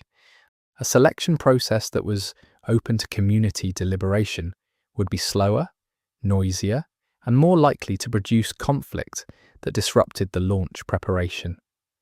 A selection made by command authority and then communicated to the community would be faster and operationally cleaner. The facility director's position, as best as it can be reconstructed, was between these two. He was unwilling to apply the criteria strictly as written, recognizing that doing so would produce outcomes the community would resist in ways that threatened operational security. He was also unwilling to open the process fully to community deliberation for the reasons the military liaison had identified. He was looking for a middle path, which is a reasonable response to an impossible situation, and which also, in this specific context, took more time than the timeline allowed. The senior engineer's personal documentation from this period reflects a growing discomfort with the selection process that went beyond institutional positioning. She had 2 children at the facility. They were not operational personnel. Under the protocol's criteria as written, they would not qualify for inclusion. The fact that she was the person who had proposed the last window, who had built the technical case for it, who had spent months preparing the vehicle for this moment, and that her own children were not protected by the mechanism she had created, is one of the most quietly devastating details in the entire Spaceport story. She does not address it directly in any document. The absence of direct address is, in its own way, its own kind of documentation. The security team's expanded presence in the corridors, connecting the residential and operational sections, was registering in the community as confirmation of what the informal communication networks had been saying, that the process was not going to include them in the way they had asked. The community's response was to organize more deliberately. The informal representatives began coordinating a larger action, not violent, not disruptive to operations, but visible and sustained. A demonstration of presence, an insistence on being counted. The demonstration that was organized was a gathering at the main access corridor between the residential and operational sections. A physical presence that neither blocked nor threatened the operational areas, but that made it impossible for anyone moving between those areas to not see the community assembled and waiting. The informal representatives had thought carefully about what they were doing. They were not trying to stop the launch. They were trying to make the selection decision visible in a way that the process couldn't pretend was happening in a vacuum. The gathering happened on a day that the launch systems team was in the middle of a critical systems check. The timing was not accidental. The informal representatives understood enough about the launch preparation timeline to know that a systems check day was a day when the operational personnel were most present and most attentive to what was happening around them. The gathering would be seen. It would be seen by exactly the people whose awareness the community most wanted. The facility director was informed of the gathering and chose to go to it rather than to send security personnel in response. This decision is documented in a brief internal note that reads as a decision made under time pressure and with awareness of the risks of the alternatives. He went alone, without security accompaniment, to the corridor where the community had assembled. What happened in that interaction is described in multiple accounts, none of which is complete, all of which agree on certain core elements. The facility director addressed the gathering. He spoke for some time by the accounts, and what he said included an acknowledgement that the process had not been what the community deserved, and a commitment that the selection criteria would be revised to include family units of critical personnel, not fully expanded to encompass the whole community, but meaningfully broader than the protocol's original definition. He said this without the military liaison's endorsement. He said it on his own authority, without the institutional backing that would have given the commitment more structural weight. The community's response to this was mixed in ways that the accounts reflect honestly. Some people received it as meaningful, as an acknowledgement that their presence mattered. Others received it as inadequate, as an acknowledgement that fell short of what was needed while being framed as a concession. The informal representatives thanked the facility director for coming and for speaking, but did not disband the gathering immediately. They continued to be present in the corridor as the facility director returned to the operational sections. The military liaison's response to the facility director's unilateral commitment was cold, to the extent that documented responses to things can be described as cold.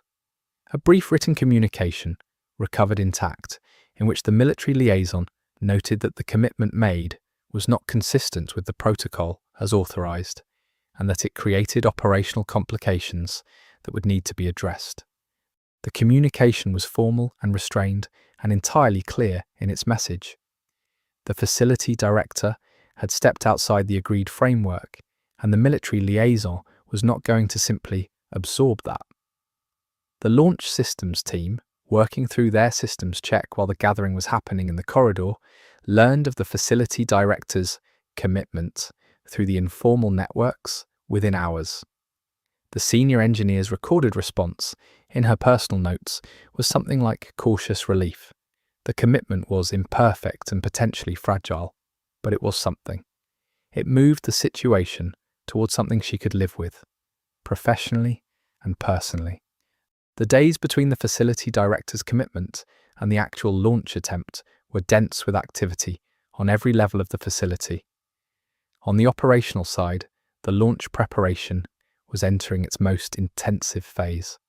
The vehicle, the fuel systems, the communications array, the guidance infrastructure, all were being brought to final readiness states by teams working overlapping shifts. On the security side, the ARC activity in the surrounding region had continued to escalate in ways that made every day feel like borrowed time. On the community side, the informal representatives were compiling the family unit documentation that the facility director's commitment implied would be part of the revised selection process. The revised selection list, when it was formally produced, was larger than the original protocol had specified and smaller than the community had hoped for. It included all mission-critical technical personnel, their immediate family units, as defined by the facility director's commitment, and a small number of additional individuals selected on grounds that the official criteria could accommodate without too much interpretive strain. The list was distributed to the people on it through a combination of official notification and informal communication. The people not on the list learned that they were not on it through the same informal networks that had been carrying information throughout the crisis. There were people on the list who did not want to be on it because their families were not fully included.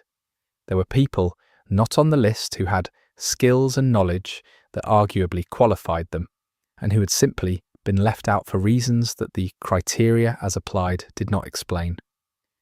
The list was imperfect in multiple ways, as any list produced under these conditions would be. The imperfections were documented by the people most affected by them, and those documentations are part of the record. The senior engineer looked at the final list, with her children's names on it. She does not record what she felt at that moment. What she records is what she did next, which was to return to the service bay and resume work on the vehicle's final systems check.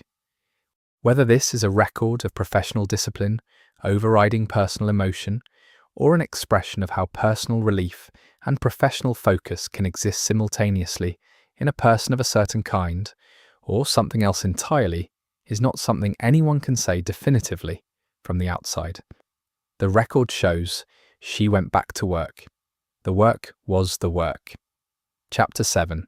The days before the attempt.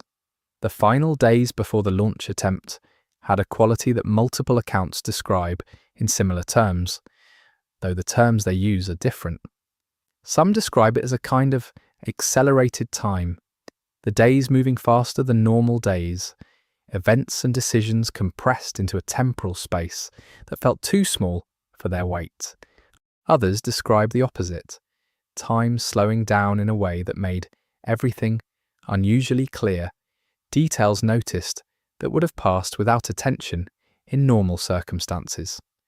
Both of these descriptions are probably true simultaneously, reflecting the way heightened attention distorts temporal experience differently for different people. The launch systems team had achieved a state of vehicle readiness that the senior engineer's formal assessment classified as satisfactory for a controlled launch attempt under the current conditions. Not optimal. The vehicle had been in crisis maintenance mode for months, and the systems reflected that. But satisfactory, which in the context meant that the risk level was within an acceptable range, with careful execution. The team had done everything they could do with the materials and the time they had. They knew that.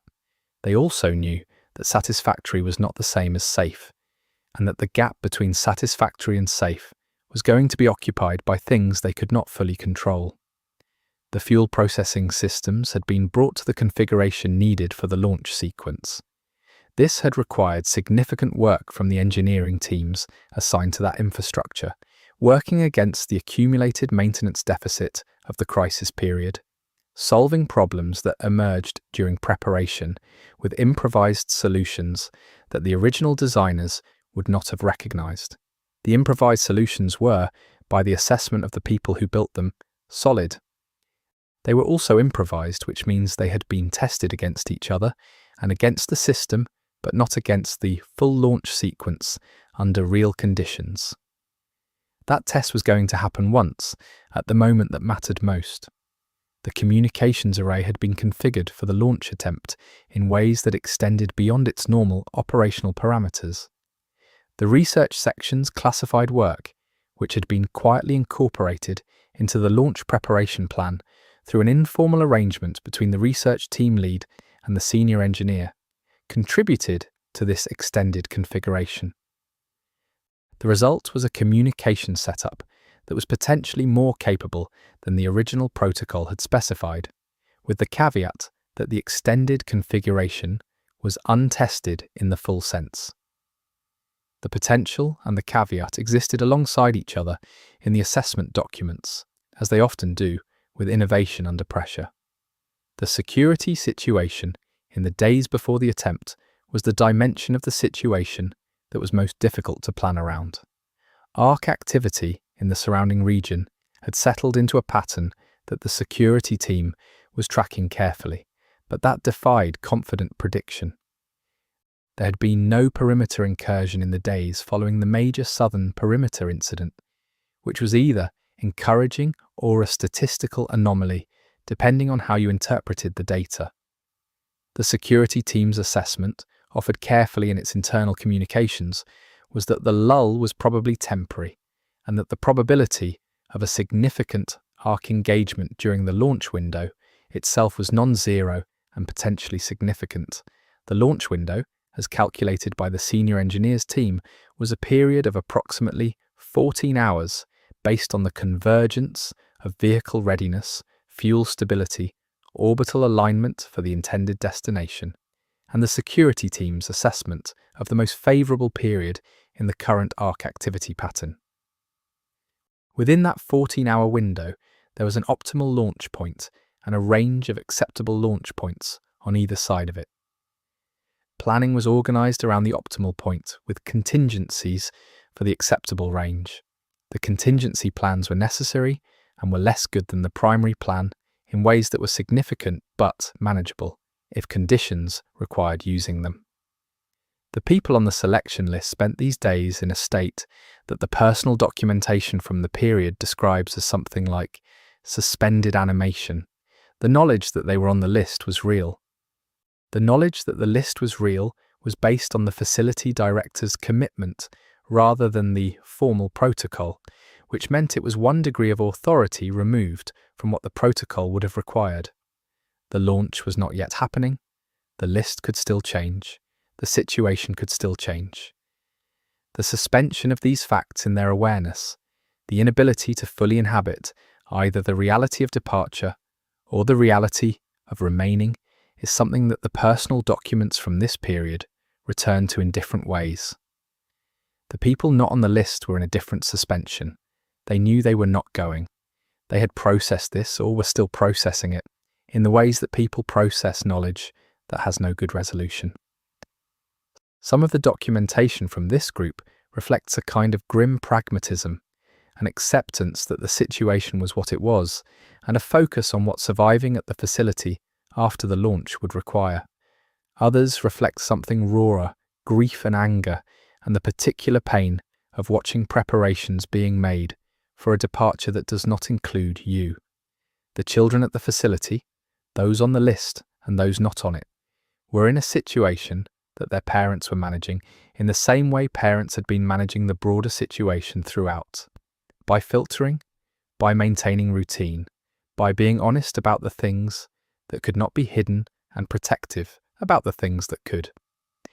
The children old enough to understand what a launch meant, what the spaceport was for, were observing the preparations with the sharp attention that children bring to things. They sense matter deeply to the adults around them. Some of them asked questions. The answers they received were crafted with care.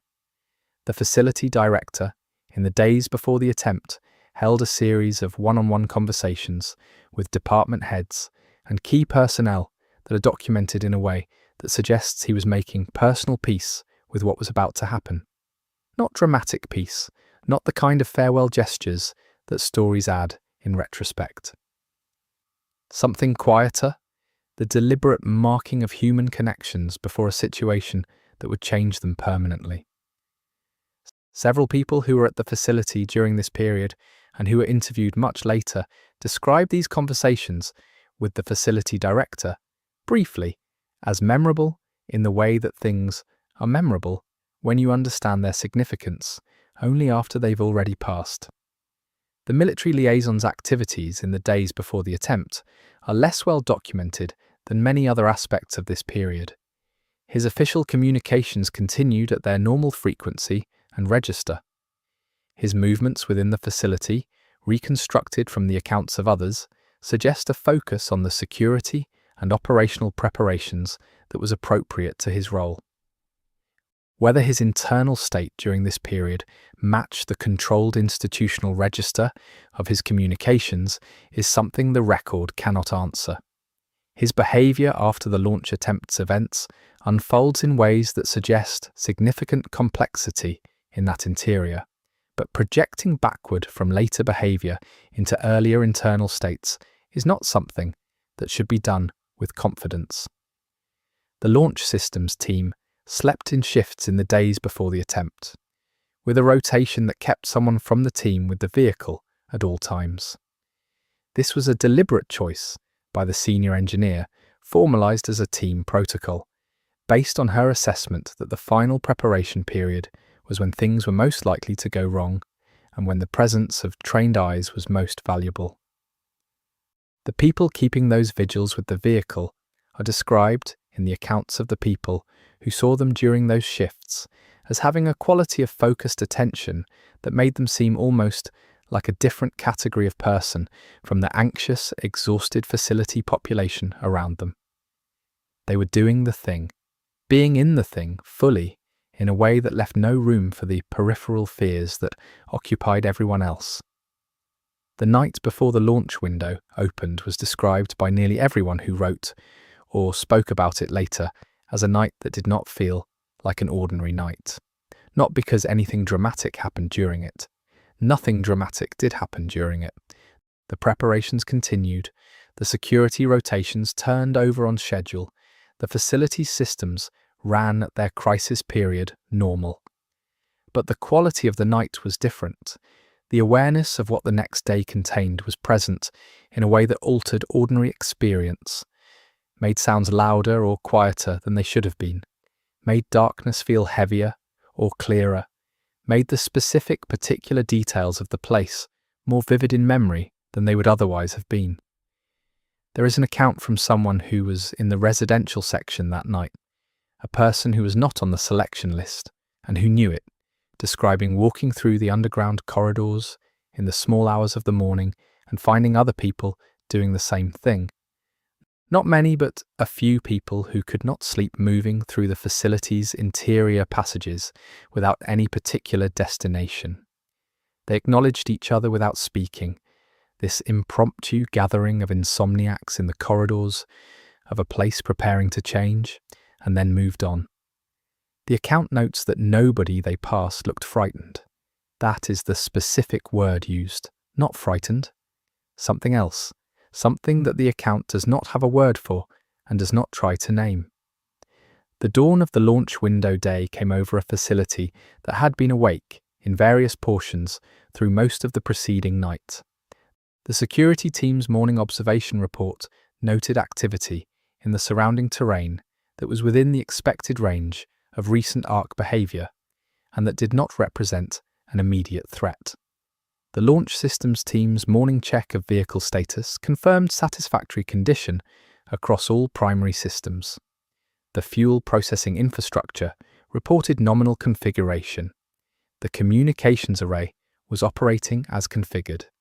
From a purely operational standpoint, the morning of the launch window arrived in the best possible state that the preparation period could have produced.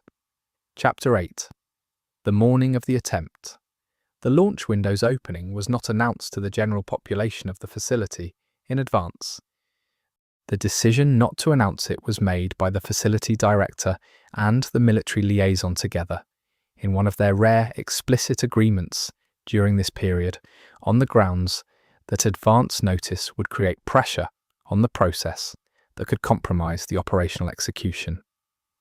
The people on the selection list had been given instructions about where to be and when, delivered personally and through the informal representative network that had been incorporated into the process. Everyone else knew through the same informal networks that something was happening that morning, without knowing the specific time. The people on the selection list began moving toward the designated assembly point in the early morning hours, in the staggered pattern that the instructions specified, designed to avoid a large visible movement through the facility that would announce the timeline to the broader population. This staged movement worked imperfectly. The facility was small enough and the informal networks were dense enough that the movement of a significant number of people with purpose and luggage through the corridors was noticed by others who shared those corridors. The news that the movement had begun spread faster than the staggered schedule had accounted for. The assembly point was in a secure section of the operational area, accessed through the main operations corridor, and the movement of the selection list population toward it created a visible transit through the facility that the non-selected population could observe.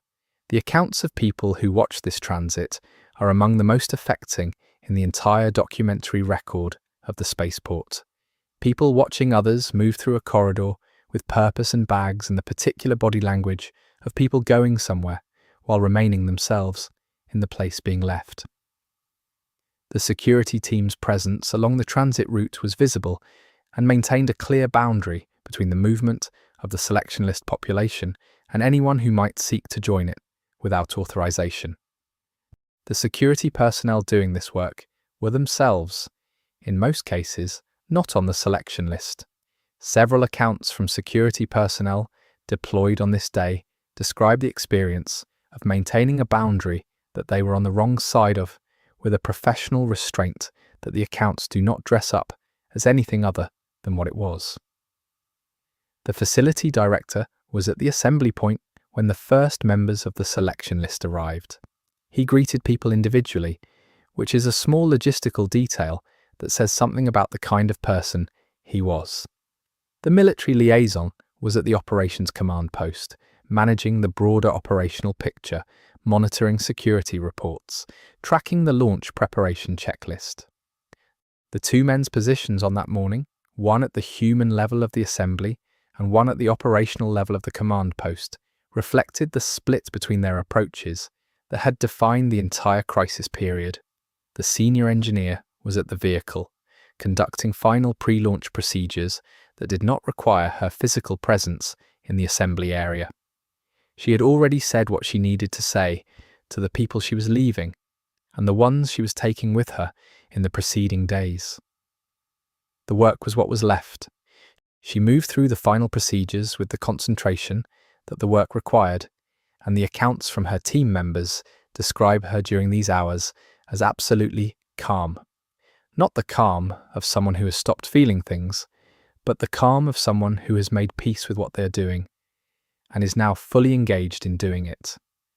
The vehicle itself was, in its physical condition, on that morning, an artifact of the entire crisis period. Systems maintained through months of improvised care, a spacecraft that had been prepared for launch under conditions it was never designed to be prepared under, by a team doing things the original design engineers had not anticipated. There was a list of known deviations from nominal launch condition that was, in normal operational terms, longer than any launch readiness assessment should permit. In the specific context of this morning, at this facility, with these conditions, it was the best anyone could have produced, and the people who had produced it knew that. The security situation in the surrounding region in the early morning hours was, based on the tower observation reports, within the expected range of recent behaviour. Not calm exactly. The Ark's presence in the surrounding terrain was constant, and the tower reports noted movement in the middle distance that was consistent with the pattern of the preceding days. But there were no immediate indicators of an imminent perimeter engagement in the pre-launch period. The security team's assessment, passed to the command post, was cautiously adequate. Not safe, acceptable. The people not on the selection list were gathering. This had been anticipated, and the security posture accounted for it. The gathering was in the corridor between the residential and operational sections, the same corridor where the community demonstration had happened days earlier. The informal representatives were present and were visibly managing the gathering, keeping it orderly, keeping people from moving toward the security line in ways that would force a confrontation. Their effort to maintain an orderly witness to what was happening, rather than a disruption of it, was an act of community leadership under extraordinary pressure. One of the informal representatives had a conversation through the security line with one of the facility director's personal staff who was moving between the assembly area and the command post. The conversation was brief, and the content of it is known from the account that the informal representative wrote later. She asked the staff member to tell the facility director that the community was witnessing what was happening and that they needed him to know they were there. The staff member said she would pass the message. Whether she did is not documented. What is documented is that the informal representative stood at that security line for the next several hours, maintaining her witness position until everything changed. The launch preparation reached its final phase in the mid-morning hours. The vehicle systems were in their launch configuration, the crew assigned to the flight were in their positions, the fuel processing systems were running their final sequence, and the communications array was active in its extended configuration. The senior engineer's final check confirmed satisfactory status across all primary indicators. She reported this to the command post and to the facility director. The facility director authorized the final launch sequence. The military liaison at the command post confirmed operational authorization. The launch attempt was now, officially and formally, happening. Chapter 9. What the Ark did next. The launch sequence had been running for approximately 4 minutes when the first tower alert came in. Not a perimeter incursion. Something different. A change in the pattern of Ark movement in the surrounding terrain that the tower observers had been tracking all morning. The change was significant enough to warrant the alert classification they gave it, which was one level below immediate threat, and the command post received it and assessed it and made the decision that the sequence should continue. Stopping the sequence at that point had its own risks, to the fuel systems and the vehicle's configuration, that were not trivial. Continuing was the operationally cleaner choice, given what was currently known. The change in Ark movement pattern had been, as best as it can be reconstructed from the tower logs and the security team's documentation, a coordinated shift. Multiple entities in different parts of the surrounding terrain, changing their behavior simultaneously, in a way that suggested either a response to a stimulus or a pre-planned transition in their operational mode. What the stimulus might have been, if there was one, is something the law does not answer definitively. One possible reading is that the launch sequence itself, the electromagnetic and acoustic signatures of the vehicle's systems activating, was the stimulus. Another possible reading is that the timing was coincidental, that the Ark's behavioural shift was on its own schedule and happened to align with the Spaceport's launch window by chance. What the shift looked like from the tower, as the tower observers documented it in real time, was a contraction. The distributed movement in the surrounding terrain began orienting toward the facility, not rushing, not an obvious assault pattern, but a directional change that the observers described with careful language and an underlying urgency that comes through even in the formal reporting register. Whatever the Ark was doing, it was now doing it in the direction of the spaceport. The command post escalated the alert status. The security team moved to its higher readiness configuration. The launch sequence continued. The facility director and the military liaison, both at the command post now, were receiving the tower reports and the launch sequence updates simultaneously, managing two timelines that were converging toward the same moment in ways that did not align cleanly. The launch sequence had a clock. The security situation had its own clock. The two clocks were not synchronized. The senior engineer was informed of the escalation. Her response, documented in the communications record, was to request the exact timeline for the escalation risk and to continue the launch sequence pending that information.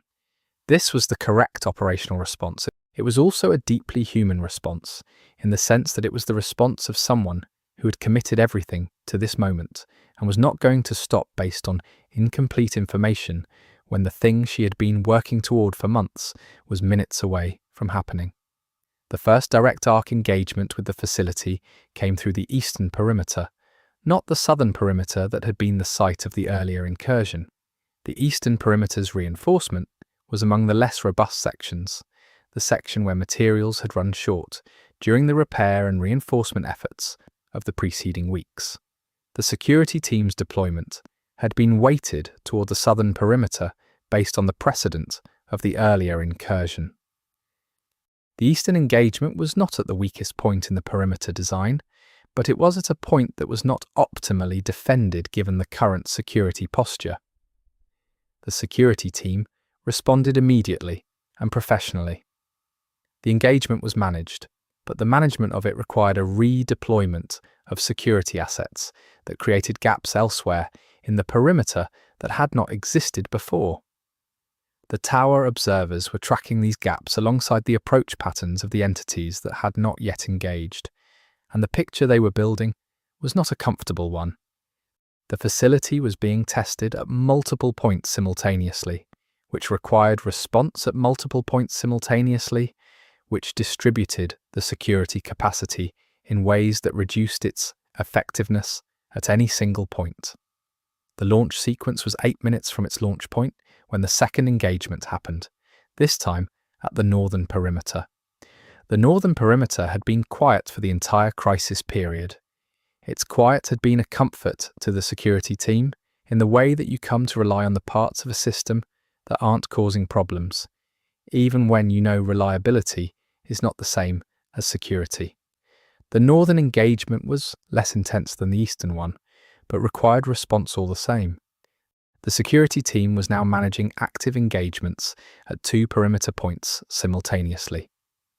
Inside the facility, in the areas not directly involved in the launch preparation or the security response, the awareness of what was happening outside the perimeter was filtering through the informal networks.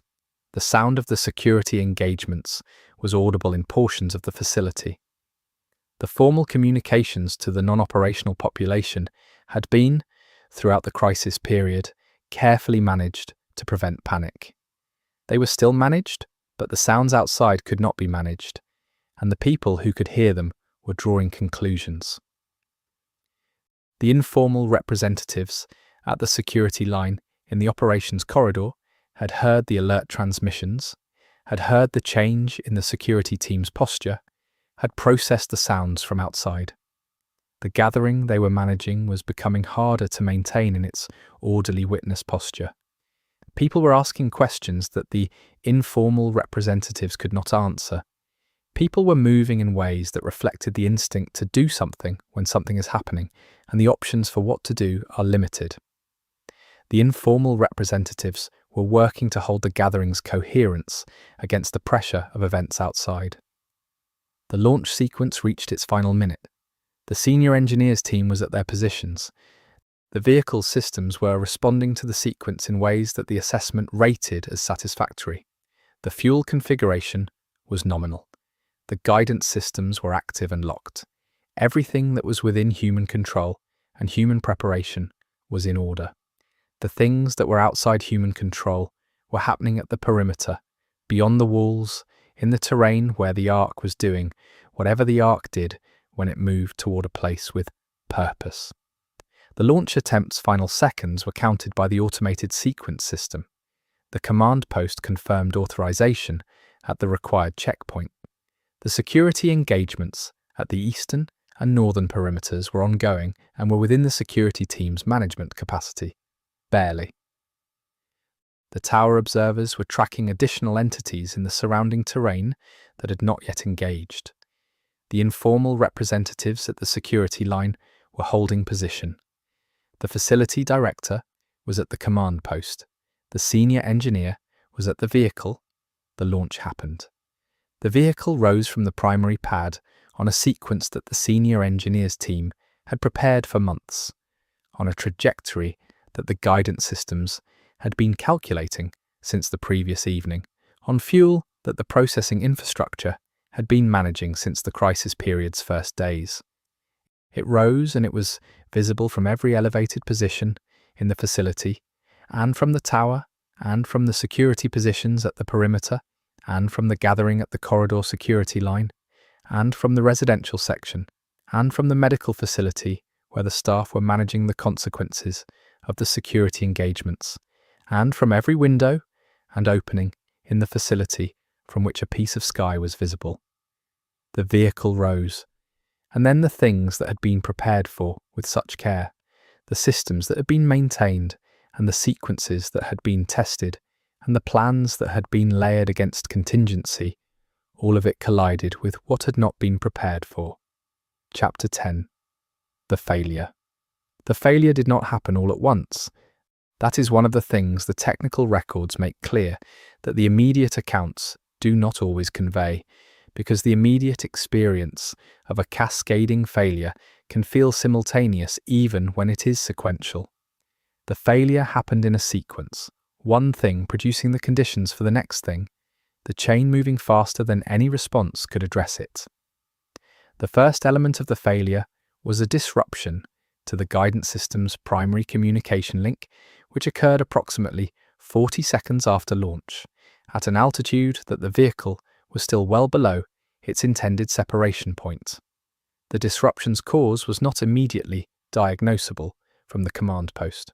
One possible reading of the technical records is that the electromagnetic environment created by the arc activity in the surrounding region, which had been present throughout the crisis period, interacted with the extended communications configuration in a way that the research section's additions had not been fully tested against.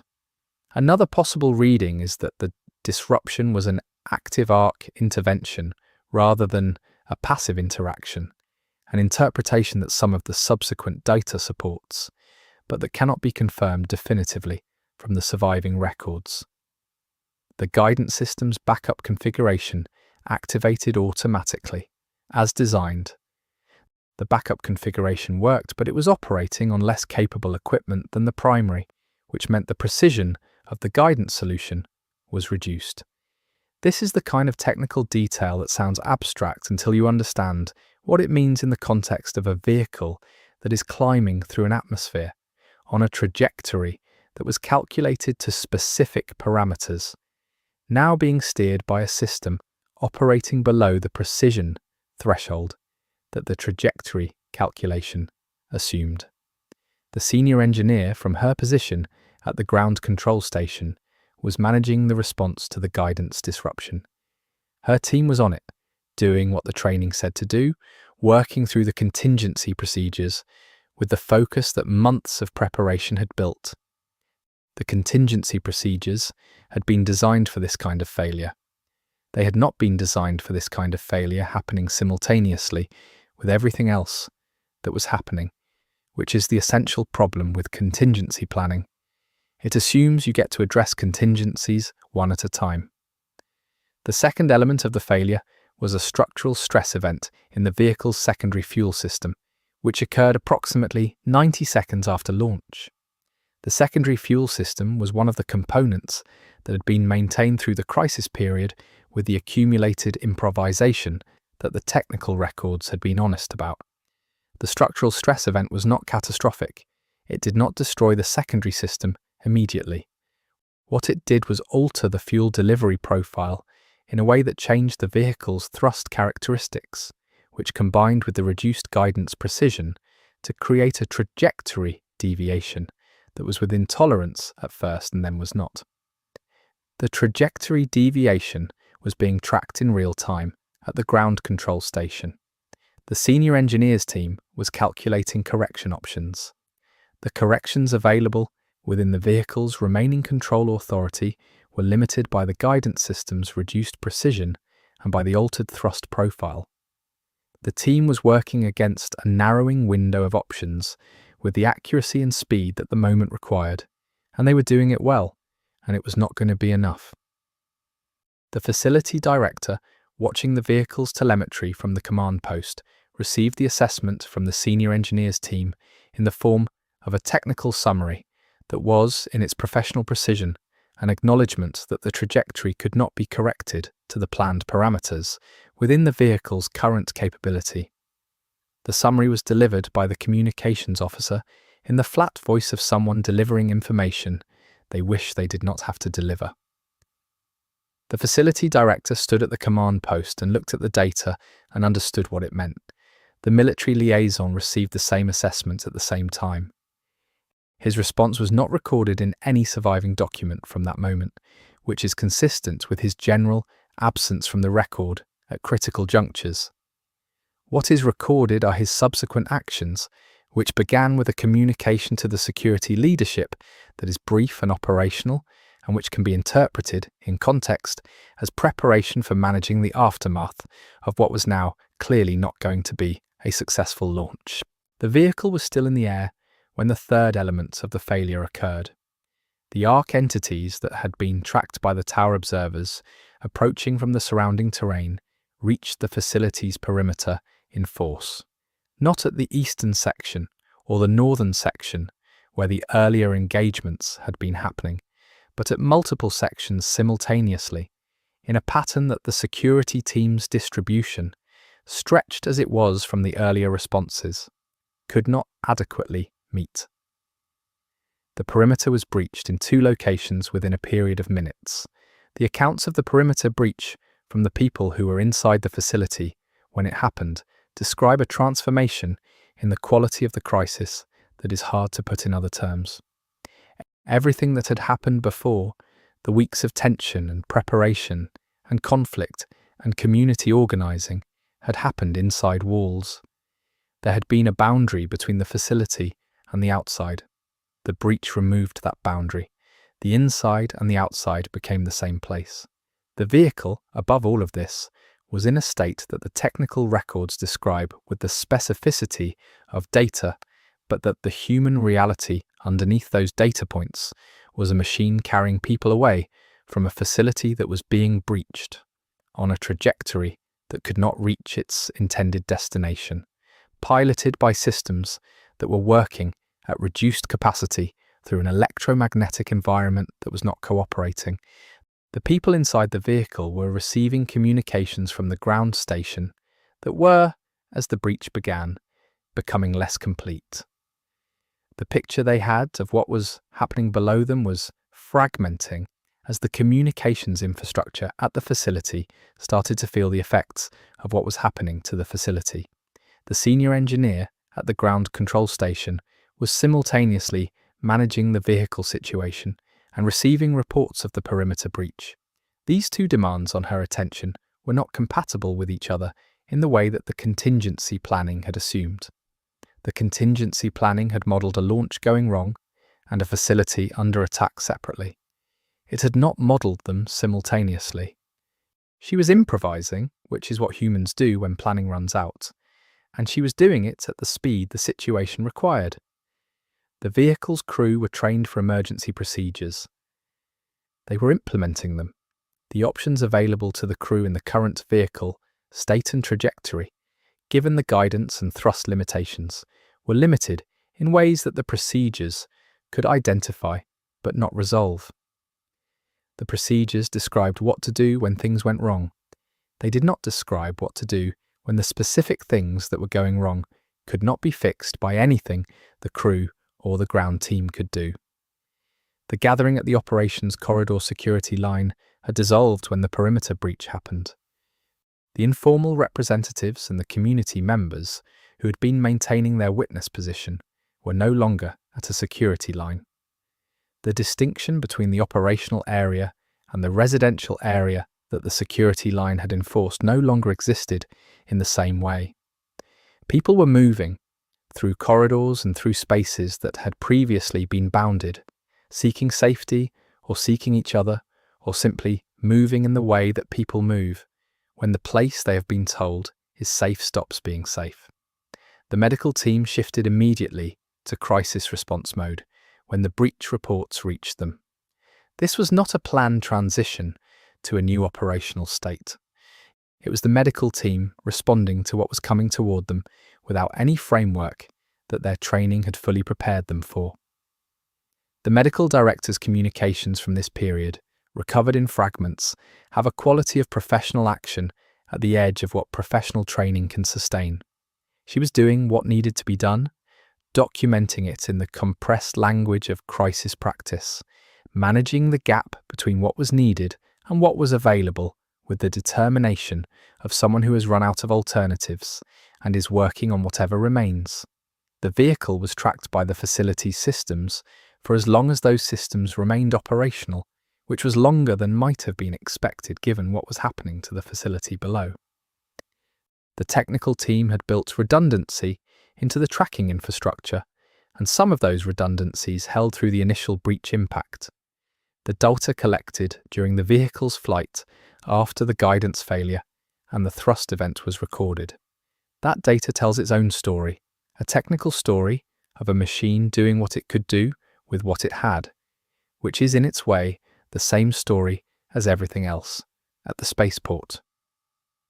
The facility director's final communications from the command post are documented and were, in their register, the communications of a professional conducting operations for as long as conducting operations was possible. What the documents capture is not drama. They are operational notes, status updates, decision records, the formal language of institutional function maintained by a person who understood that maintaining it was itself a form of holding something together, even as what it was holding was changing. The last entry in the facility director's command post log is brief and operational. It notes a status, authorises a response action, and ends. There is no summary, no retrospective, no statement for the record. The log ends with a task, which is one way to understand a person's final coherent institutional act, and probably also an accurate picture of what it was like to be that person in those hours, working in the medium of the work rather than the medium of reflection, for as long as working was possible. Chapter 11. What happened to those who stayed? The story does not end with the launch attempt. In some ways, the story of the spaceport is more about what happened to the people who stayed than about what happened to the vehicle that left, because the people who stayed are the ones whose experience became part of the surviving record in the most direct way, and because their experience of the aftermath is one of the things the law builds on most consistently in its treatment of the spaceport as a location. The perimeter breach and the immediate chaos of the Ark incursion produced a survival response in the facility's population that was, by the accounts, focused and collective in a way that the preceding weeks of institutional conflict had not always suggested was possible. The divisions that had existed between the operational and residential sections, between the people on the selection list and the people not on it, between the military structure and the civilian structure, all of these receded in the immediacy of what was happening. People helped each other because the people next to them needed help, and the other considerations became secondary. The underground corridor network was the primary survival infrastructure in the hours of the incursion.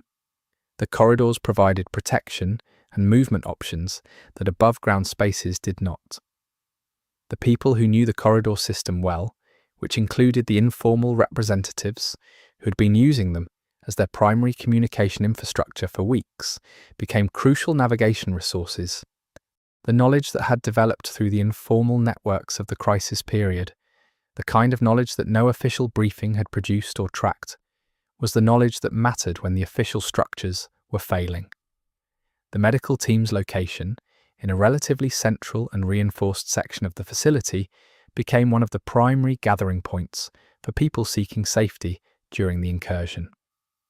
The medical director and her staff managed an influx of people who needed space and safety alongside the people who needed care, with the resource limitations that had been present throughout, and now the additional pressure of an active crisis. Their work during this period was documented by the medical director herself, in brief entries made whenever she had 30 seconds to add to her record, and the documentation is one of the most detailed first-hand accounts of the incursion's immediate impact on the facility's population. The security team's response to the multi-point breach was professionally admirable given the circumstances. They had been in sustained engagement for hours before the major breach. They were stretched across a perimeter that was now compromised in multiple locations, and they were working with equipment and capacity that had been reduced by the earlier engagements. What they managed to accomplish in the hours of the incursion, maintaining enough coherent response to prevent the situation from becoming immediately catastrophic throughout the whole facility, required a level of sustained professional performance that the accounts from security personnel from this period reflects with the matter-of-fact quality of people describing work they did because it needed to be done. The ARC entities that had breached the perimeter behaved inside the facility in ways that were consistent with the pattern the tower observers had been describing in the surrounding terrain. They were not engaging the human population as a primary focus. They were engaging with the facility's infrastructure, its power systems, its communications hardware, its technical installations. The human population was not their apparent objective, which was a fact that shaped the survival outcomes in the facility in ways that would have been much worse if the priority had been different. This is one of the details in the Spaceport law that most directly invites interpretation. Why the ARC's behaviour in the breached facility appeared to prioritise infrastructure over population, what that suggests about their objectives and their understanding of what the facility represented, is something that the law points toward without resolving. One possible reading is that the Spaceport's technical infrastructure was what had drawn the concentrated ARC attention to it in the first place. That the launch attempt's electromagnetic and acoustic signatures had attracted a response that was primarily about the technology rather than the people. Another possible reading is something more complex about the ARC's relationship to human systems generally.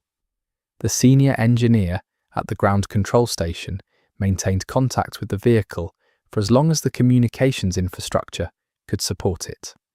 The station was in a reinforced section of the facility, and the communications hardware there was among the more robust in the building. She remained at the station through the breach, through the incursion's active phase, maintaining the link. The technical records show when the link finally degraded below usable quality. They do not record what she did in the minutes between that point and her next documented appearance in the record, which is at the medical facility sometime later. The vehicle story, from the point where the ground link degraded, is reconstructed from the telemetry data that had already been transmitted and from later analysis of what those data points implied about the subsequent flight. The analysis is partial and involves significant inference, which the people who produced it note clearly. What it suggests, as a reconstruction, is a vehicle that was manoeuvring within its limited control authority to manage the trajectory deviation, that had moved to a modified flight profile that was not the planned mission, but was a coherent alternative given the available options, and that was still in controlled flight at the point where the data ends. Whether the vehicle survived the flight to a survivable end state is one of the things the Spaceport law leaves genuinely open. The reconstruction suggests it was not completely catastrophic. It also suggests the planned destination was not reached.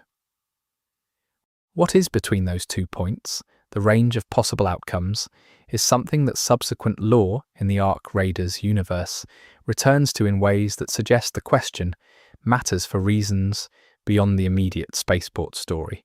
But within the Spaceport's own documentary record, the answer is simply not there.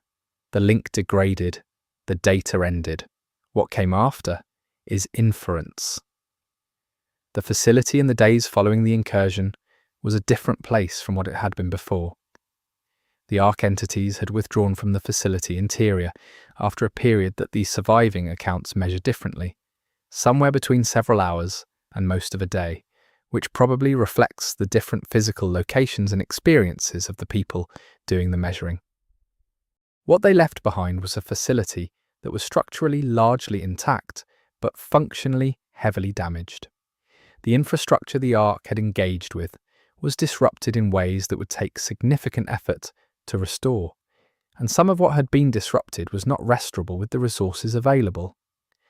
The military liaison's role in the post-incursion period is documented more completely than his role in several of the preceding critical moments. He organised the initial post-incursion assessment, directed the security team's transition from crisis response to facility security maintenance, and established the coordination structure for the recovery effort. The documents from this period describe someone operating with focused efficiency in a situation where efficiency was what was needed, and the accounts of people who were there during this phase reflect a competent authority figure managing a difficult situation well. The complexity of his role in the events that preceded this phase is not absent from the record, but in the post-incursion period it is harder to see in his visible behaviour. The informal community structure that had built up over the crisis period proved its value in the recovery efforts. The informal representatives, the coordinators who had been managing the residential community's practical needs for weeks, had networks and knowledge and established trust relationships that the official structure benefited from in ways it had not fully utilised during the preceding weeks. The recovery effort worked in significant part because of the community infrastructure that had developed outside the official channels, and that was now available to the official structure in a moment when the official structure needed it. The facility director in the post-incursion period was present in the recovery effort, but diminished in the way that people are diminished after significant loss. He was doing his work, he was present. But the quality of his presence was different from what it had been, and the people around him registered the difference without always naming it explicitly. What had happened at the spaceport, the launch attempt, the failure, the incursion, the survival, carried weight for the person who had held authority through all of it, and that weight was visible. Chapter 12. The record that was left behind. The spaceport story survives in the fragmented form that it does because the people who were there made deliberate choices to document what was happening. Those choices were made under varying conditions, with varying degrees of formality, for varying reasons, and the record that resulted is accordingly various. Some of it is institutional, the product of systems designed to create records. Some of it is personal, the product of individuals deciding that their experience mattered enough to write down. All of it together makes up a body of evidence from which a story can be assembled. The formal records of the facility, the operational logs, the communications archives, the technical documentation, survived the incursion better than might have been expected because of the physical redundancy of the systems that held them. Multiple copies of key documents existed in different locations within the facility, a standard security practice that turned out to have preservation value in ways its designers had not specifically anticipated. The formal records are the backbone of the reconstruction, providing the structural timeline and the institutional decision trail. The personal records are the flesh of it, the notes that people kept for their own reasons, the letters that were written but probably not sent because there was no way to send them, the voice recordings made in the small hours by people who needed to process what was happening by putting it into words. These records exist because their creators made them, often under conditions that made record-keeping difficult and sometimes dangerous, for reasons that are sometimes explicit in the documents and sometimes opaque. They have survived with uneven completeness and in varying states of physical condition. The documentation created by the informal community structure, the formal letters to the facility director, the records of the community meetings, the notes of the informal representatives, had a different character from both the official records and the personal ones. They were community documents made by and for the residential population of the facility, attempting to capture what the community knew and wanted and feared and needed. They are in some ways the most explicitly self-conscious documents in the Spaceport record, because the people who made them were making them as a form of institutional action, with awareness that the record might matter. The medical records from the crisis period are incomplete but extensive in what they cover.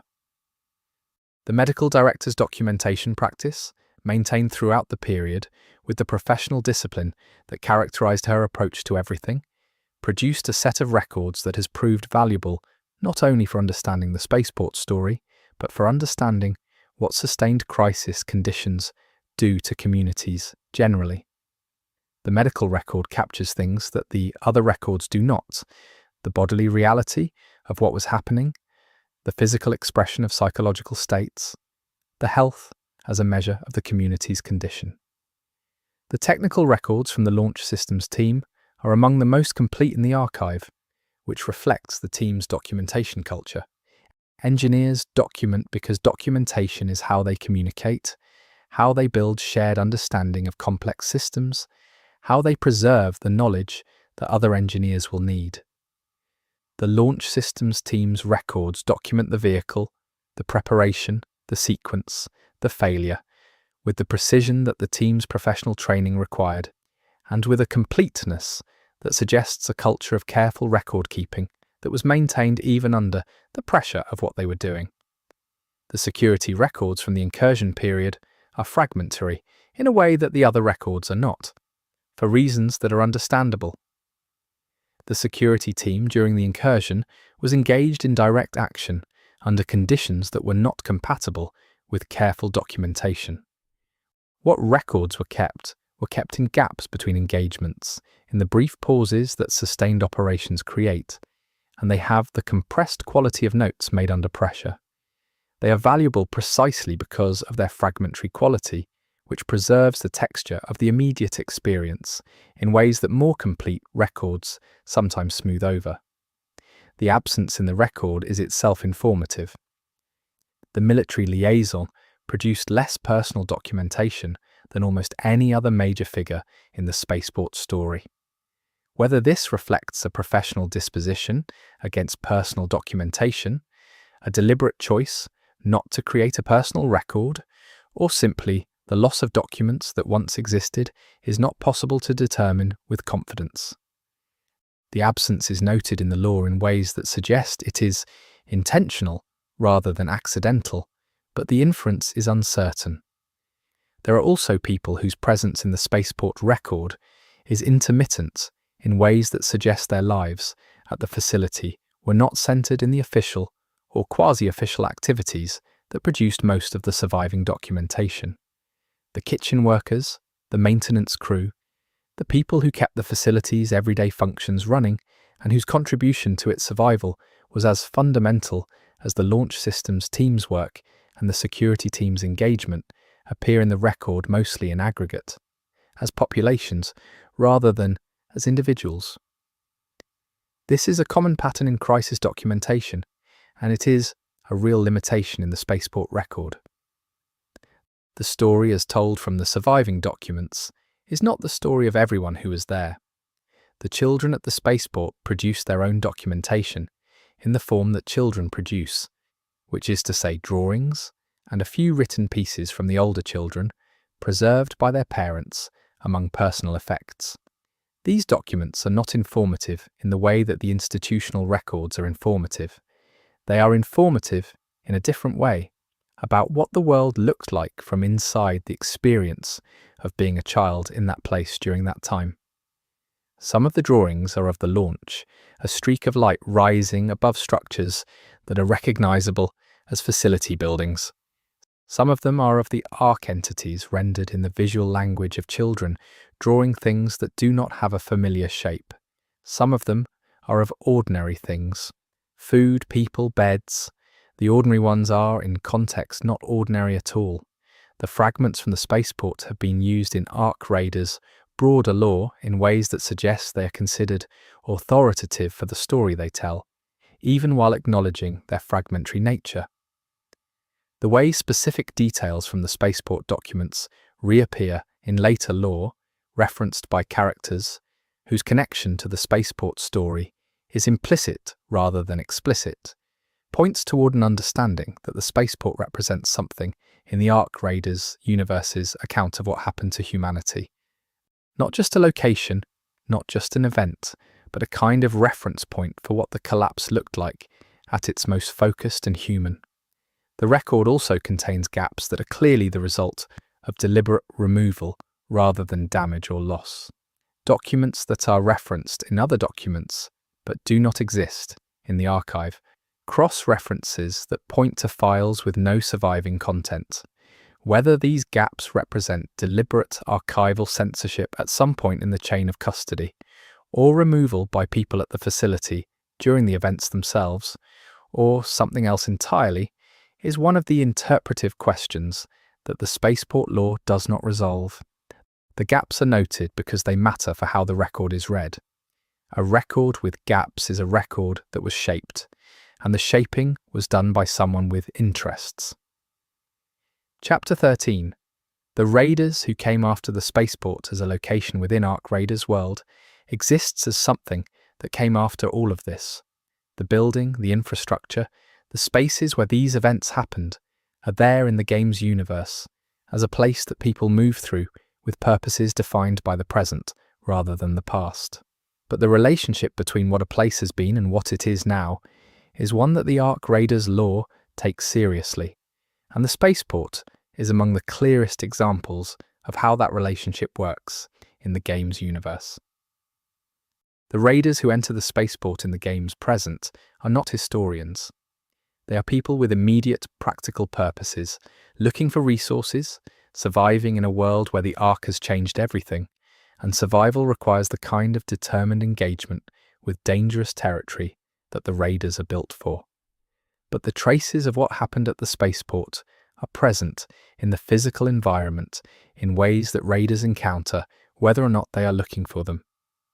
The launch infrastructure tells the story of the preparation in physical terms. The configuration of the systems, the state of the maintenance records that still exist in damaged form in the facility's data storage, the specific wear patterns on equipment that reflect months of crisis period use rather than normal operational cycles. All of these are readable by someone with the right knowledge and the inclination to read them.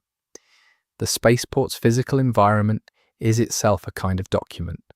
The damage from the incursion is also present in the ways the Ark interacts with infrastructure differently from the ways that time and neglect do. Someone who understands the difference can distinguish Ark engagement marks from standard environmental damage, and the Spaceport has both, in a spatial distribution that tells the story of where the incursion reached and how it moved through the facility. The distribution is consistent with what the security records describe, which is one of the ways the physical environment corroborates the documentary record.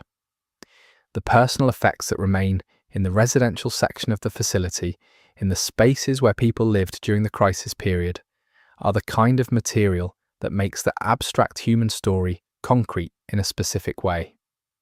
Objects that were there because people were there, left when people left or stopped being there.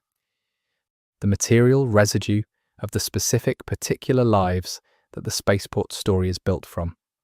Raiders who move through these spaces encounter this residue, and it communicates something that the operational areas of the facility do not. The underground corridors that were the community's survival infrastructure during the incursion are still navigable, largely, and still carry in their physical structure the modifications and improvisations that the crisis period produced. Markings made during the crisis period, some of them navigational, some of them communicative in other ways, are present on the corridor walls in forms that have survived the years between the events and the present. Some of these markings are interpretable, some of them require context that is not immediately available to a raider without background knowledge of the Spaceport story. The command center, with its more robust construction, has survived in better condition than most of the facility. The data systems within it, damaged but not destroyed, hold fragments of the record that this video has drawn from. The specific systems that hold them are, in the games world, the kind of technical infrastructure that rewards careful engagement from someone with the skills to access them. The Spaceport story is available to anyone willing to look for it, which is one of the things the Ark Raiders lore does consistently, distributing its history into the environment rather than presenting it through cutscenes or conventional exposition. The launch pad itself is one of the Spaceport's most affecting spaces in its current state. A structure built to support the weight and fire of departure, now silent, bearing the marks of the last launch attempt, in forms that have calcified over time into a kind of permanence. The pad is large enough that standing on it communicates something about scale, about what it was designed to hold and what happened there. It is, in the game's world, a place that has gravity in the metaphorical sense, independent of the physical one. The raiders who learn the Spaceport story, or encounter enough fragments of it to begin understanding what happened there, have a different relationship to the location than raiders who move through it without that context. This is not explicitly stated in the game's mechanics, but is implied by the way the lore is distributed and by the care with which the physical environment has been constructed to reflect the events it witnessed. The game seems to believe that knowing where you are includes knowing what happened there, and that the connection between past and present is not merely historical, but somehow functional. The informal networks that the Spaceport's crisis period community built have a legacy in the Ark Raiders universe that extends beyond the Spaceport itself. The people who survived the events described in this video carried the practices and the knowledge they had developed at the Spaceport into whatever came next for them.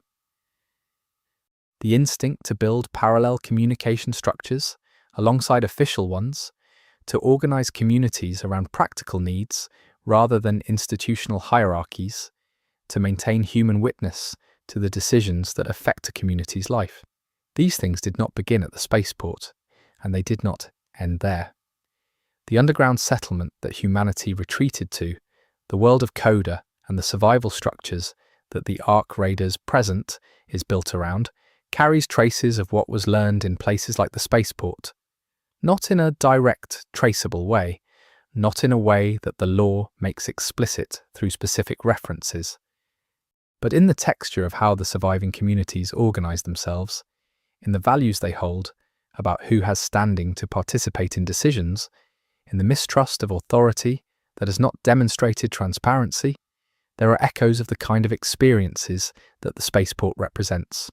The Raiders themselves, as a category of people who occupy the Ark Raiders world, can be understood partly through the lens of what places like the Spaceport represent. They are people who go into the dangerous places, who engage with the world that the collapse left behind, who work with the material reality of what happened rather than maintaining a safe distance from it. There is something in that orientation that the Spaceport story illuminates. The collapsed world is not just a hazard zone, it is also a record. The Raiders are, among other things, the people who read it. Chapter 14. What the lore suggests was never recovered.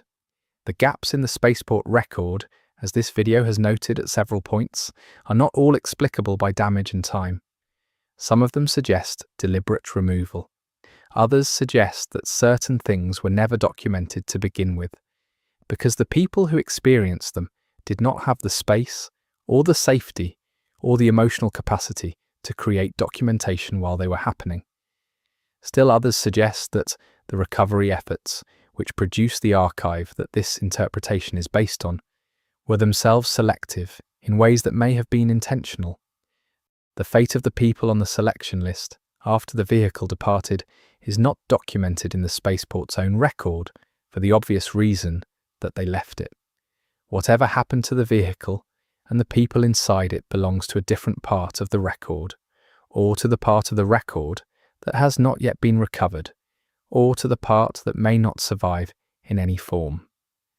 The Spaceport story ends at the point of the vehicle's departure and the immediate aftermath of the incursion.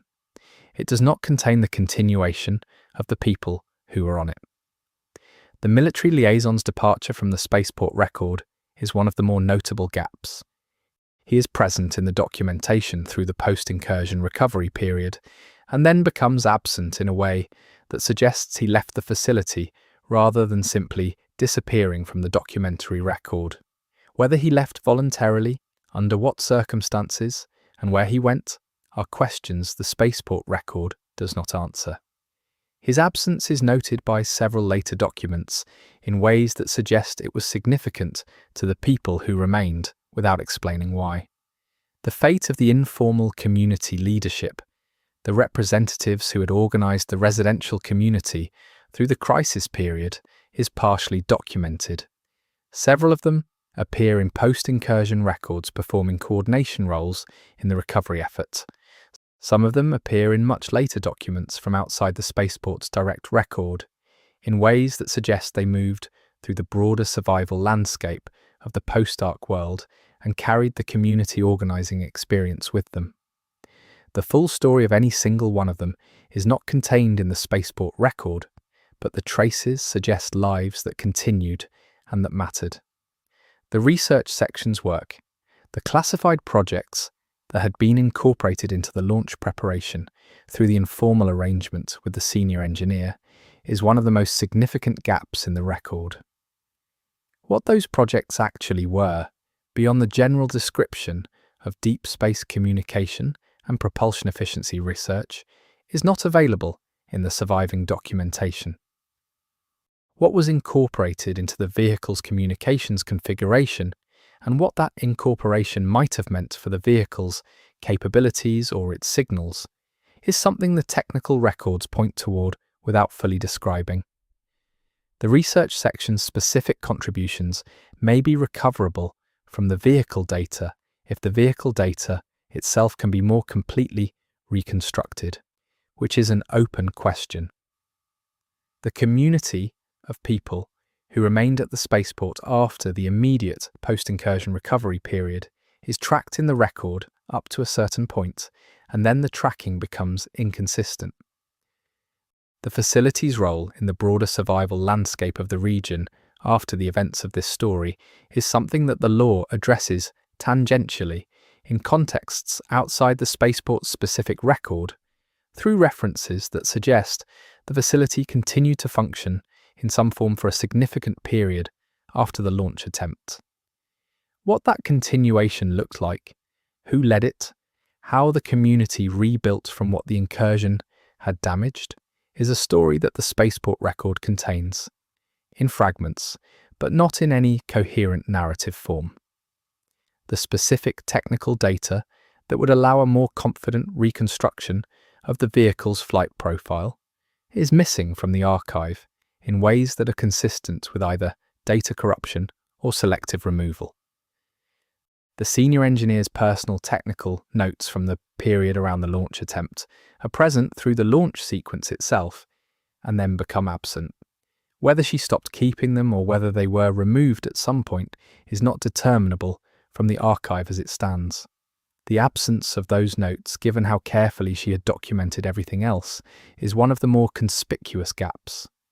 The law contains references, outside the Spaceport-specific record, to something that some readings suggest is a signal originating from an orbital position, detected periodically, in a format that is consistent with the extended communications configuration that the Spaceport's research section contributed to the vehicle. These references are not explicit enough to support confident interpretation, and there are other possible explanations for them that do not require connecting them to the Spaceport's vehicle. But the convergence of the technical details, if the reading is correct, would be significant. It would suggest that the vehicle reached an orbital position and that something aboard it remained active enough to transmit. What that means for the people inside is a question the law does not currently answer. The Spaceport itself, as a physical location, carries its history in the way that all places carry their history. Imperfectly, selectively, in the marks that were hard enough to not erase, and the spaces that are shaped by what was once inside them. Walking through it in the game's present, you are walking through the physical residue of the decisions and fears and acts of care and failures, and small dignities that this story has described. The place remembers, even when the record doesn't. Chapter 15. Why this story matters in the Ark Raiders universe. The Spaceport story is not the only story of this kind in the Ark Raiders universe. It is one example of a pattern that repeats across the lore. A community of people facing an impossible situation, making decisions under pressure that reveal something true about human nature when the structures that normally manage human nature have failed. The specific details of the spaceport are unique to it. The underlying shape is not. What makes the spaceport's particular version of this story significant within the lore is partly about what happened there, and partly about what the spaceport represents as a symbol within the game's world. A place built for reaching beyond the planet, converted into a settlement, site of a launch attempt, and then a survival story. The arc of the spaceport from departure point to survival site mirrors the arc of the human story in the Ark Raiders universe more broadly. The ambition of departure, the failure of it, the necessity of surviving what came after. The conflict between the official structures and the community that developed alongside and sometimes against them at the spaceport reflects a tension that runs through the entire Ark Raiders universe. The world of Coda, the underground survival communities, the raider culture that emerged from the collapse, all of these carry the imprint of that tension. How should authority be structured when the structures that legitimized authority are gone? Whose knowledge and whose experience count when official expertise has proven inadequate? How do communities hold themselves together when the resources to maintain them are limited, and the decisions about those resources have unavoidable losers? The spaceport doesn't answer these questions. What it does is demonstrate them, in a specific human-scale context where the stakes were immediate and the people involved were not abstractions. The facility director trying to find a middle path between institutional authority and community need. The military liaison applying professional logic to situations where professional logic was necessary but not sufficient. The senior engineer building a case for an action she believed in, and then watching the action fail in ways she had not been able to prevent. The informal representatives maintaining the witness of a community that could not be invisible. All of these are specific people in a specific place, and they are also something more general. The raiders who come to the spaceport in the game's present are, in a sense, encountering all of this every time they move through the facility. Not consciously, necessarily. Not with explicit awareness of the story this video has been telling. But the place was shaped by what happened in it, and people are responsive to the shapes of places even when they don't know the history. The spaceport has the quality of a place where things were decided, where things were lost, where something was attempted that did not fully succeed and left its mark on everything that came after. The senior engineer's story is perhaps the one that the spaceport lore emphasizes most consistently, though rarely directly. She is the person who proposed the last window, who built the technical case, who maintained the vehicle, who managed the launch sequence through its failure, who stayed at the ground station through the incursion to maintain the link. She is not a hero in the conventional sense, which is to say she did not succeed in the way that conventional heroism requires. She is something more accurate than that, which is a person who did the right thing, according to her best understanding, in circumstances that did not reward it with success. The community that organized itself in the residential section, without official standing or institutional resources, and that managed to make itself visible and counted in the process, is another element of the spaceport story that the lore carries forward. It is the earliest clear example in the Ark Raiders lore of the kind of community self-organization that characterizes the survival communities of Coda. The informal representatives who maintained their witness at the operations corridor on the morning of the launch attempt, not disrupting the process, not preventing what was going to happen, but insisting on being present and acknowledged, are doing something that the law treats as genuinely important. The failure of the last window is treated in the law as a failure that is not simple. It is not a failure of the people who tried to execute it, who by most readings did everything that could reasonably be done with what they had. It is not entirely a failure of the institutions that managed it imperfectly, because those institutions were operating under conditions that would have strained any institutional design. It is the kind of failure that comes from the convergence of too many things going wrong simultaneously: the technical problem and the security problem, and the weather of a universe that does not organize itself for human convenience. It is the kind of failure that happens to people who are doing their best. The Ark's behavior during the events at the Spaceport, and specifically during the launch attempt and the incursion, is one of the things that the law uses the Spaceport story to develop. The pattern of the Ark's response to the launch, if it was a response, suggests something about how the Ark relates to human technological activity that recurs in other parts of the law. The Spaceport story is one of the data points from which the broader picture of Ark behavior can be assembled. What it contributes to that picture is a specific case study of the Ark responding to a specific kind of human action at a specific scale in a specific time frame, and the response having consequences that were not identical to anything the human characters had prepared for. The question of whether the vehicle survived and whether anyone on it survived is left open in the law in a way that is deliberate rather than simply incomplete.